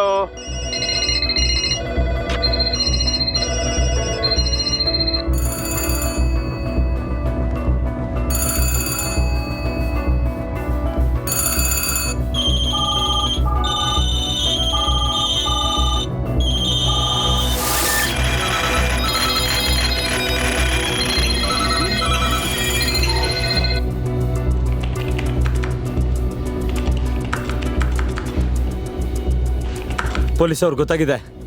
ನಾವು ಆದಷ್ಟು ಬೇಗ ಇಲ್ಲಿಂದ ಹೊರಟೋಗ್ಬೇಕು. ನನ್ನ ಮಾತನ್ನ ಅರ್ಥ ಮಾಡ್ಕೊ, ನಾವು ಆದಷ್ಟು ಬೇಗ ಹೋಗ್ಬೇಕು. ಬಾ ಬಾ. ಸ್ಪೇನ್ ಸರ್ಕಾರ ಈಗಾಗಲೇ ನಿರ್ಧಾರ ತಗೊಂಡಿದೆ. ಯಾವುದೇ ಕಾರಣಕ್ಕೂ ಬಂಧಿತರನ್ನ ಬಿಡುಗಡೆ ಮಾಡೋದರ ಬದಲಾಗಿ ಅವ್ರಿಗೆ ಮತ್ತಷ್ಟು ಕಠಿಣವಾದ ಶಿಕ್ಷೆಯನ್ನ ಕೊಡಬೇಕು ಅನ್ನೋದು. ಸರ್ಕಾರ ಹೇಳೋ ಪ್ರಕಾರ ಅವರು ರಾಷ್ಟ್ರೀಯ ಸುರಕ್ಷತೆಯ ವಿಷಯದಲ್ಲಿ ಯಾವ ಉಗ್ರವಾದಿಗಳ ಮಾತನ್ನು ಕೇಳುವುದಿಲ್ಲ. ಇಟಲಿಯ ಸರ್ಕಾರ ಪ್ರತಿಭಟನಾಕಾರರ ಬಂಧನದ ವಿಷಯದಲ್ಲಿ ಸ್ಪೇನ್ ಸರ್ಕಾರಕ್ಕೆ ಸಮರ್ಥನೆ ನೀಡಲು ಮುಂದಾಗಿದೆ. ಪರಿಸ್ಥಿತಿ ಮುಂದೆ ಹೇಗಿರುತ್ತೆ ಎಂದು ಕಾದು ನೋಡೋಣ. ನಾವು ಸೈಬರ್ ಹ್ಯಾಕರ್ಸ್ ವಿರುದ್ಧ ಸ್ಪೇನ್ ಸರ್ಕಾರದ ಸಂಘರ್ಷನ ನಾವು ಬೆಂಬಲಿಸ್ತೀವಿ ಅಂತ ಫ್ರಾನ್ಸ್ ಸರ್ಕಾರದ ಒಬ್ಬ ಮಂತ್ರಿ ಘೋಷಿಸಿದ್ದಾರೆ. ಈಗ ಯುರೋಪಿಯನ್ ಸರ್ಕಾರವು ಸೈಬರ್ ಆತಂಕವಾದಿಗಳ ವಿರೋಧವಾಗಿ ಮತ್ತಷ್ಟು ಷರತ್ತುಗಳನ್ನ ವಿಧಿಸಿ ಸ್ಪೇನ್ಗೆ ಸಮರ್ಥನೆಯನ್ನ ಕೊಟ್ಟ ನಂತರ ತಾನೇ ಸ್ವತಃ ನಿರ್ಧಾರ ತಗೊಂಡಿದೆ. ಫೈರ್ ವಾಲ್ನ ಡಿಸೇಬಲ್ ಮಾಡ್ತಾ ಇದ್ದೀನಿ, ಆದ್ರೆ ಸ್ಯಾಟಲೈಟ್ ನ ತಡೆಯೋಕ್ಕಾಗ್ತಾ ಇಲ್ಲ. ಯಾಕಂದ್ರೆ ಈ ಫೈರ್ ವಾಲ್ ನನ್ನನ್ನ ಪದೇ ಪದೇ ತಡಿತಾ ಇದೆ. ಸ್ವಲ್ಪ ಹೊತ್ತು ಹೋಲ್ಡ್ ಮಾಡು, ಕೆಲಸ ಮುಗ್ದೇ ಹೋಗುತ್ತೆ. 9 ನಿಮಿಷ ಅಷ್ಟೇ ಇರೋದು. ಬನ್ನಿ ಬನ್ನಿ. ಈಗ ನೀವು ನೋಡ್ತಾ ಇದ್ದೀರಾ, ಜನರಲ್ಲಿ ಒಂದ್ ರೀತಿ ಹೊಸ ಉತ್ಸಾಹ ತುಂಬಿದೆ ಮತ್ತು ಅವರೆಲ್ಲರೂ ಸೇರಿ ಸರ್ಕಾರಕ್ಕೆ ವಿರೋಧವನ್ನ ವ್ಯಕ್ತಪಡಿಸ್ತಿದ್ದಾರೆ. ಈ ಪ್ರತಿಭಟನೆ ಫ್ರಾನ್ಸ್ ಅನ್ನು ಬಿಟ್ಟು ಯುರೋಪಿನ ಎಲ್ಲ ದೇಶಗಳಲ್ಲೂ ನಡೀತಾ ಇದೆ. ಬೆಲ್ಜಿಯಂ ದೇಶದಲ್ಲಿ ಮಾತ್ರ ಪ್ರತಿಭಟನೆಗಳು ನಡೀತಾರ ಹಾಗೆ ಕಾಣ್ತಿಲ್ಲ, ಬೇರೆ ಜಾಗಗಳಲ್ಲಿ ನಡೀತಾ ಇದೆ. ನಂಬಿಕೆನೆ ಬರ್ತಿಲ್ಲ. ಯುರೋಪ್ನ ಬಿಟ್ಟು ಫ್ರಾನ್ಸ್ನಲ್ಲೇ ಯಾಕೆ ಈ ಪ್ರತಿಭಟನೆ ಆಗ್ತಿದೆ ಅಂತ ಗೊತ್ತಿಲ್ಲ. ಈ ವಿಷಯದ ಬಗ್ಗೆ ನಮಗೆ ಅಷ್ಟೊಂದು ಮಾಹಿತಿ ಇಲ್ಲ. ಪೋಲೆಂಡ್ ಅಂತಹ ದೇಶ, ಇಟಲಿ ಅಂತಹ ದೇಶ, ಸ್ಪೈನಲ್ಲಿ ಯಾರೂ ಇಲ್ಲ, ಫ್ರಾನ್ಸಲ್ಲೂ ಯಾರೂ ಇಲ್ಲ, ಜರ್ಮನಿನೂ ಖಾಲಿ ಇದೆ. ಆರಾಮಾಗಿರೋ ಅವ್ರು ಬರ್ತಾರೆ. ಆದಷ್ಟು ಬೇಗ ಬಂದ್ರೆ ಒಳ್ಳೇದು, ಯಾಕಂದ್ರೆ ಮೇನ್ ನ್ಯೂಸ್ ಸ್ಟಾರ್ಟ್ ಆಗುತ್ತೆ 5 ನಿಮಿಷ ಆದ್ಮೇಲೆ. ಬೇಗ ಬೇಗ ಬೇಗ ಬೇಗ ಬೇಗ ಬಂದ್ರು. ನಮ್ಮ ಬೇಡಿಕೆ ಇಷ್ಟೇ ಇರೋದು, ಅಟ್ಲಾಸ್ ಕಂಡು ಹಿಡಿದಿರೋರು ಬೇಗ ಬಿಡುಗಡೆ ಆಗ್ಬೇಕು. ಜೊತೆಗೆ ಫ್ರಾನ್ಸ್ ನ ಜನತೆಯು ಇದನ್ನೇ ಹೇಳ್ತಿದೆ. ಎಲ್ಲರೂ ಬೀದಿಗಿಳಿದು ಈ ಆಂದೋಲನಕ್ಕೆ ಬೆಂಬಲ ನೀಡ್ತಿದ್ದಾರೆ. ಸ್ಪೇನ್ ನಲ್ಲಿ ಮಾತ್ರ ಈ ರೀತಿ ಪ್ರತಿಭಟನೆ ನಡೀತಾ ಇಲ್ಲ. ಆ ಅಮಾಯಕರನ್ನ ಬಂಧಿಸಿರೋದು ಇಲ್ಲಿ ತನಕ ನಡೆದಿರುವಂತ ಕ್ರಾಂತಿಗಳಿಗಿಂತ ಗಂಭೀರವಾದ ವಿಷಯ. ಗೊತ್ತಿಲ್ಲ ಏನಾಗ್ತದೆ ಅಂತ. ನಾನು ತುಂಬಾ ಟ್ರೈ ಮಾಡ್ತಾ ಇದ್ದೀನಿ. ನಮ್ಮ ಕನೆಕ್ಷನ್ ಪದೇ ಪದೇ ತಡೀತಾ ಇದೆ. ಕೆಲಸ ಪೇಷನ್ಸ್ ಇಂದ ಮಾಡಬೇಕು. ಸ್ಪೇನ್ ಇನ್ನೂ ಖಾಲಿ ಇದೆ. ಆಕ್ಚುಲ್ ನ್ಯೂಸ್ ಬರೋದಕ್ಕೆ ಇನ್ನ 30 ಸೆಕೆಂಡ್ಸ್ ಮಾತ್ರ ಬಾಕಿ ಇದೆ ಫ್ರೆಂಡ್ಸ್. ಇದು ಯಾವುದೇ ಕಾರಣಕ್ಕೂ ಫೇಲ್ ಆಗಬಾರ್ದು. ಇನ್ನು 4 ನಿಮಿಷ ಬೇಕು. ಈಗ ಈ ಸಮಯದಲ್ಲಿ ನಮ್ಮ ದೇಶದ ಪರಿಸ್ಥಿತಿಯ ಬಗ್ಗೆ ನಾವು ತಕ್ಷಣವೇ ದನಿ ಎತ್ತದೆ ಹೋದರೆ ಇನ್ಯಾವತ್ತೂ ಸಹ ಎತ್ತೋದಕ್ಕೆ ಆಗೋದಿಲ್ಲ. ಯಾಕಂದ್ರೆ ಪರಿಸ್ಥಿತಿ ತುಂಬಾನೇ ಹದಗೆಟ್ಟಿದೆ. ಇಲ್ಲಿ ಕೇವಲ ಇಂಗ್ಲೆಂಡ್ನ ಭವಿಷ್ಯ ಮಾತ್ರವಲ್ಲ, ಇಡೀ ಯುರೋಪ್ನ ಭವಿಷ್ಯ ಅಡಗಿದೆ. ಇಂಗ್ಲೆಂಡ್ನ ಭವಿಷ್ಯ ಅಷ್ಟೇ ಅಪಾಯದಲ್ಲಿಲ್ಲ. ಈಗ ಇಡೀ ಯುರೋಪ್ನ ಭವಿಷ್ಯ ಕೇವಲ ನಿಮ್ಮ ಕೈಯಲ್ಲಿದೆ.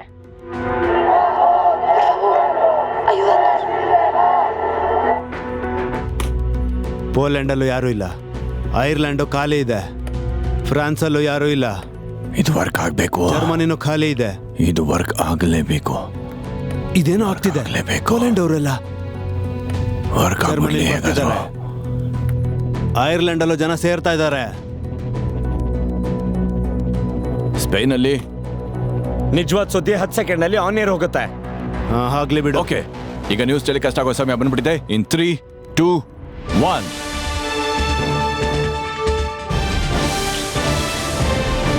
ಇಂದು ಸ್ಪ್ಯಾನಿಷ್ ಸರ್ಕಾರದ ವತಿಯಿಂದ ಬಂಧಿಯಾಗಿರುವ ಜನರ ಬಿಡುಗಡೆಯನ್ನ ಆಗ್ರಹಿಸಿ ಸಮಸ್ತ ಯುರೋಪಿನ ಜನ ಬೀದಿಗಳಿಗೆ ಇಳಿದು ಪ್ರತಿಭಟನೆಯನ್ನ ನಡೆಸ್ತಾ ಇದ್ದಾರೆ.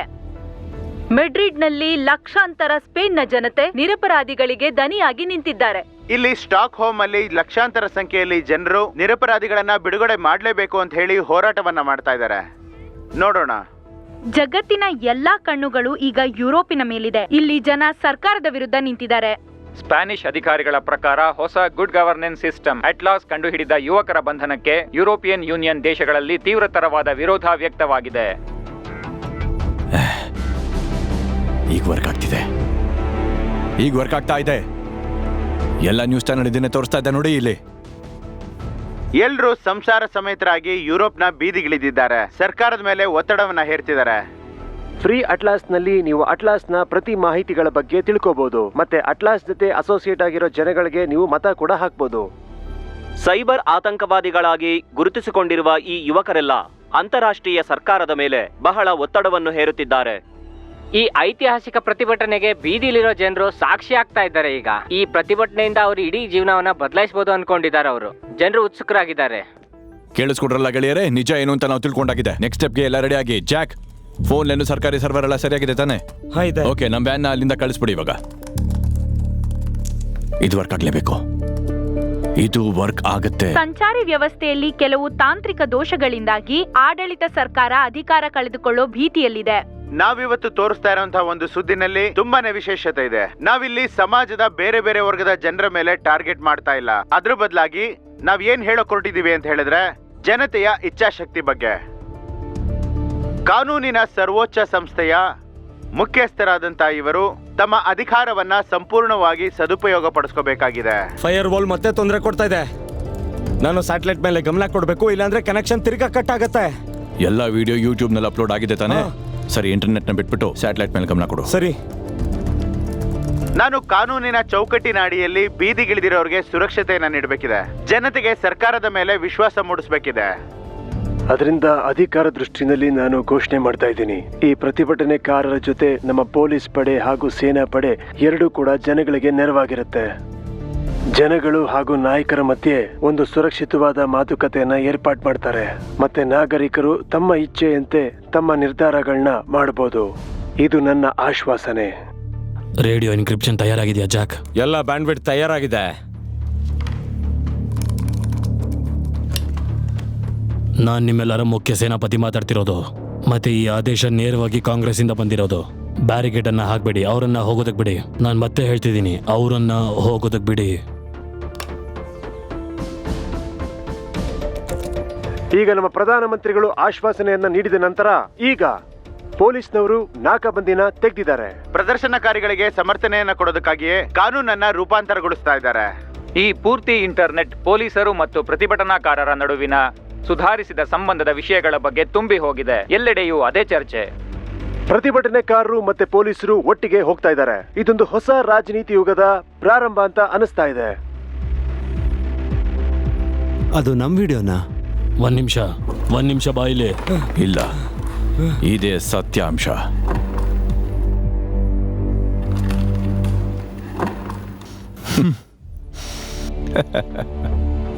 ನನಗೆ ಇವತ್ತು ತುಂಬಾನೇ ಭಾಗ್ಯಶಾಲಿ ಅಂತ ಅನ್ಕೋತೀನಿ, ಯಾಕಂದ್ರೆ ಈ ಘಟನಾವಳಿಯನ್ನ ನಾನು ನನ್ನ ಕಣ್ಣಾರೆ ನೋಡಿದ್ದೀನಿ. ಇದನ್ನೆಲ್ಲ ನಾವು ನಂಬೋಕೆ ಆಗ್ತಿಲ್ಲ. ಈ ದೇಶದಲ್ಲಿ ಇವತ್ತು ಒಂದು ಇತಿಹಾಸ ಸೃಷ್ಟಿಯಾಗಿದೆ. ನಾನು ಇವತ್ತಿನ ಘಟನೆಗಳ ಸಾಕ್ಷಿಯಾಗಿದ್ದೀನಿ, ಧ್ವನಿನೂ ಆಗಿದ್ದೀನಿ. ಆ ಘಟನೆಯ ಎಲ್ಲಾ ಫುಟೇಜ್ ಈಗ ನಿಮ್ ಮುಂದಿದೆ. ನಾಳೆ ಏನಾಗುತ್ತೆ ಅನ್ನೋದ್ರ ಬಗ್ಗೆ ಯಾವುದೇ ಸೂಚನೆಗಳಿಲ್ಲ. ಆದ್ರೆ ಇಂದು ನಡೆದಂತಹ ಘಟನೆ ತುಂಬಾ ಹಿಂದೆನೆ ನಡೆಯುವಂತಹ ಅವಶ್ಯಕತೆ ಇತ್ತು, ತುಂಬಾನೇ ಇತ್ತು. ನಾವು ಹೋಗ್ಬೇಕು, ಬೇಗ ಮಾಡಿ, ಬೇಗ. ಮತ್ತಿವಾಗ ಏನು ಮಾಡೋದು? ಏನಾಗುತ್ತೆ ಇವಾಗ? ಮುಂದಕ್ಕೆ ನಿಂಗೆ ಗೊತ್ತಾಗತ್ತೆ. ನಡಿ ಇಲ್ಲಿಂದ. ನಡಿ, ಬೇಗ ಹೊರಡ್ಬೇಕು ನಾವೀಗ. ಬೇಗ ಬಾ.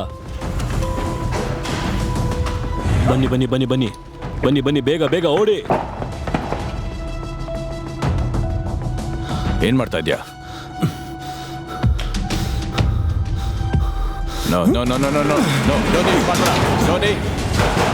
ಡೋನಿ ಬಾಗ್ಲು ತೆಗಿ. ಡೋನಿ ಹೀಗೆ ಮಾಡ್ಬೇಡ.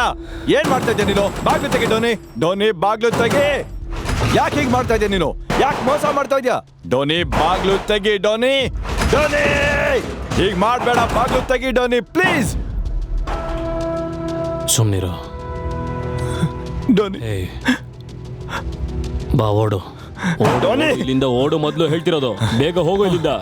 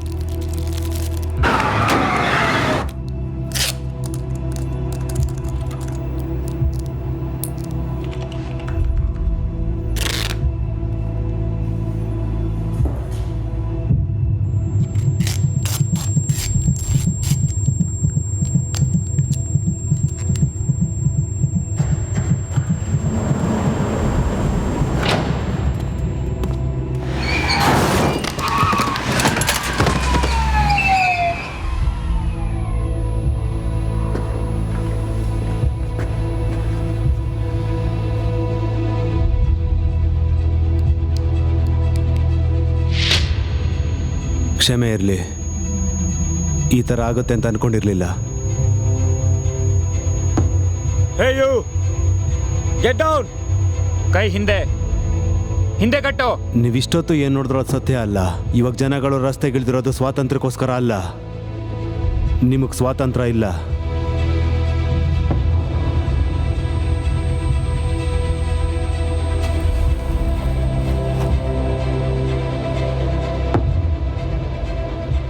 ನಾವು ಇವ್ರ ಸುಳ್ಳಿಂದ ಬದುಕ್ತಾ ಇದ್ದೀವಿ. ಕೊನೆಗೆ ಅದೇ ಸತ್ಯ ಅಂತ ನಂಬಿದ್ದೀವಿ. ಆದರೆ ನಾವು ಹಾಗೆ ಮಾಡೋಕ್ಕಾಗಲ್ಲ. ನೀವೆಲ್ಲ ಸೇರಿ ನಮ್ಮ ದಾರಿ ಹಿಡಿಯೋದು ನನಗಿಷ್ಟ ಇಲ್ಲ. ನಮಗೆ ಬೇಕಾಗಿರೋದು ನಿಮ್ಮ ರಸ್ತೆನ ನೀವೇ ಹುಡ್ಕೋಬೇಕು ಅನ್ನೋದು. ಆದರೆ ಅದಕ್ಕೆ ಒಂದೇ ದಾರಿ ಇರೋದು. ನೀವು ಅವ್ರನ್ನ ಆಯ್ಕೆ ಮಾಡ್ಕೊಂಡ್ರೆ, ನಾನು ಹೇಳ್ತಾ ಇದ್ದೀನಿ, ಗನ್ ಬಿಸಾಕು. ಅವ್ರನ್ನ ಆಯ್ಕೆ ಮಾಡ್ಕೋಬೇಕು ಅಂತ ಅನ್ಕೊಂಡಿದ್ರೆ ನಿಮ್ಮ ನಿರ್ಧಾರಗಳನ್ನ ನೀವೇ ಆಯ್ಕೆ ಮಾಡ್ಕೋಬೇಕು. ನಮ್ಮ ಪರವಾಗಿ ಅವ್ರ ನಿರ್ಧಾರ ಮಾಡೋದು ನನಗಿಷ್ಟ ಇಲ್ಲ. ಅವ್ರು ನನ್ನ ದುಡ್ಡು ಮತ್ತು ಸಮಯನ ಹಾಳು ಮಾಡೋದು ನನಗಿಷ್ಟ ಇಲ್ಲ. ಅವರು ನನ್ನ ಜೀವನನ ಹಾಳು ಮಾಡೋದು ನನಗಿಷ್ಟ ಇಲ್ಲ. ಇವಾಗ ನಿಮ್ಮ ಬಾಯಿಂದ ಒಂದೇ ಕೂಗ್ ಬರಬೇಕಾಗಿರೋದು ಇನ್ ಸಾಕು ಅಂತ. ನೀವು ಭಯ ಪಡಬೇಕಾಗಿಲ್ಲ, ಆತಂಕ ಇಲ್ಲ, ಮತ್ತೆ ನಿಮಗೆ ಯಾವುದೋ ಶಿಕ್ಷೆನೂ ಇಲ್ಲ. ಮತ್ತು ಸುಳ್ಳು ಹೇಳಬೇಕಾಗಿಲ್ಲ. ಶಸ್ತ್ರಾಸ್ತ್ರಗಳನ್ನ ಕೆಳಗೆ ಹಾಕಿ, ಕೆಳಗಡೆ ಹಾಕಿ, ಅದನ್ನೆಲ್ಲ ಕೈ ಮೇಲ್ ಮಾಡಿ. ದೋಷ ಇರೋದು ಸಮಾಜದಲ್ಲಿ. ಒಬ್ಬ ಮನುಷ್ಯನಾಗಿರೋದಕ್ಕೆ ಇದಕ್ಕೆ ನಾವೇ ಹೊಣೆ ಆಗ್ಬೇಕು. ಹೋರಾಡೋದನ್ನ ಮರ್ತೋಗಿದ್ದೀವಿ. ನಾವೇ ನಮ್ಮ ಜೀವನನ ಹಿಂದೆ ತಗೊಂಡು ಹೋಗ್ತಾ ಇದ್ದೀವಿ. ಭರವಸೆನ ಕಳ್ಕೊಂಡಿದೀವಿ. ನಿಜ ನಂಬೋದನ್ನ ಮರ್ತಿದ್ದೀವಿ. ಯೋಚನೆ ಮಾಡೋದನ್ನು ನಿಲ್ಸಿದೀವಿ. ನಿರ್ಧಾರನೂ ಕೂಡ. ನಮ್ಮ ಅಸ್ತಿತ್ವನೇ ಮರ್ತೋಗಿದ್ದೀವಿ. ನಿಮ್ ಕೈಲಿರೋ ಶಸ್ತ್ರಾಸ್ತ್ರ ಬಿಸಾಕಿ, ಕೈ ಮೇಲ್ ಮಾಡಿ. ಆದ್ರೆ ನಾನು ಹಾಗೆ ಯೋಚನೆ ಮಾಡಲ್ಲ, ವಿಶೇಷವಾಗಿ ಈ ಸಮಯದಲ್ಲಿ. ಇಲ್ಲ, ಖಂಡಿತವಾಗ್ಲೂ ಇಲ್ಲ. ಆದ್ರೆ ಈ ವಿಚಾರ, ಮಂಡಿಯವ್ರು ಕೂತ್ಕೋ. ನಿಮ್ಮೆಲ್ರ ತಲೆಯಲ್ಲಿ ಒಂದು ಬೀಜನ ಹುಟ್ಟಾಕ್ಬೇಕು, ಇನ್ ಸಾಕು ಅಂತ. ನಮ್ಗೊಂದು ಸಿಕ್ಕಿದ್ದಾನೆ ಸರ್. ಇವತ್ತಲ್ಲ, ನಾಳೆ ಅಲ್ಲ, ಮುಂದೆ ಬರೋ ವರ್ಷಗಳಲ್ಲೂ ಅಲ್ಲ. ನನ್ನ ಪ್ರಕಾರ ಇದಕ್ಕೆ ಯಾವ ಪೀಳಿಗೆನೂ ಸಾಕ್ಷಿ ಆಗಲ್ಲ.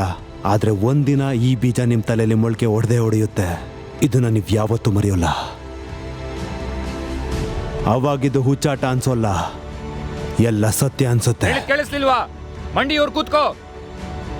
ಖಂಡಿತವಾಗ್ಲು ಕೂತ್ಕೋ. ಆಗ ಬಿಡುಗಡೆ ಆಗ್ತೀರಾ? ಕೂತ್ಕೋ.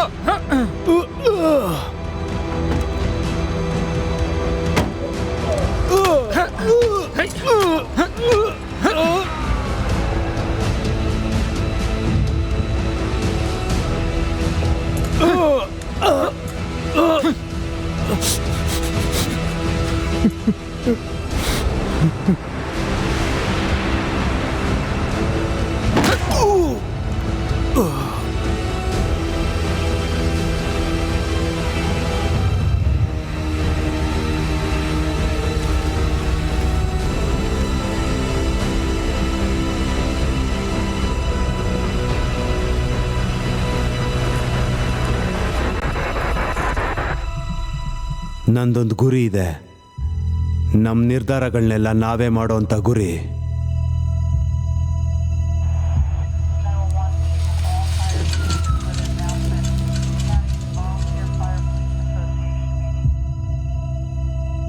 ನಮ್ಮ ಜೀವನದಲ್ಲಿ ಗುರಿ ಅನ್ನೋದು ತುಂಬ ಮುಖ್ಯ.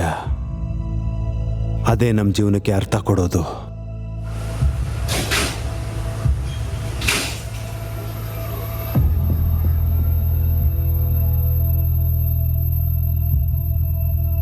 ಜೀವನದ ಈ ಗುರಿಗಳು ನಮ್ಮನ್ನ ಸರಿದಾರಿಯಲ್ಲಿ ಕರ್ಕೊಂಡು ಹೋಗುತ್ತೆ.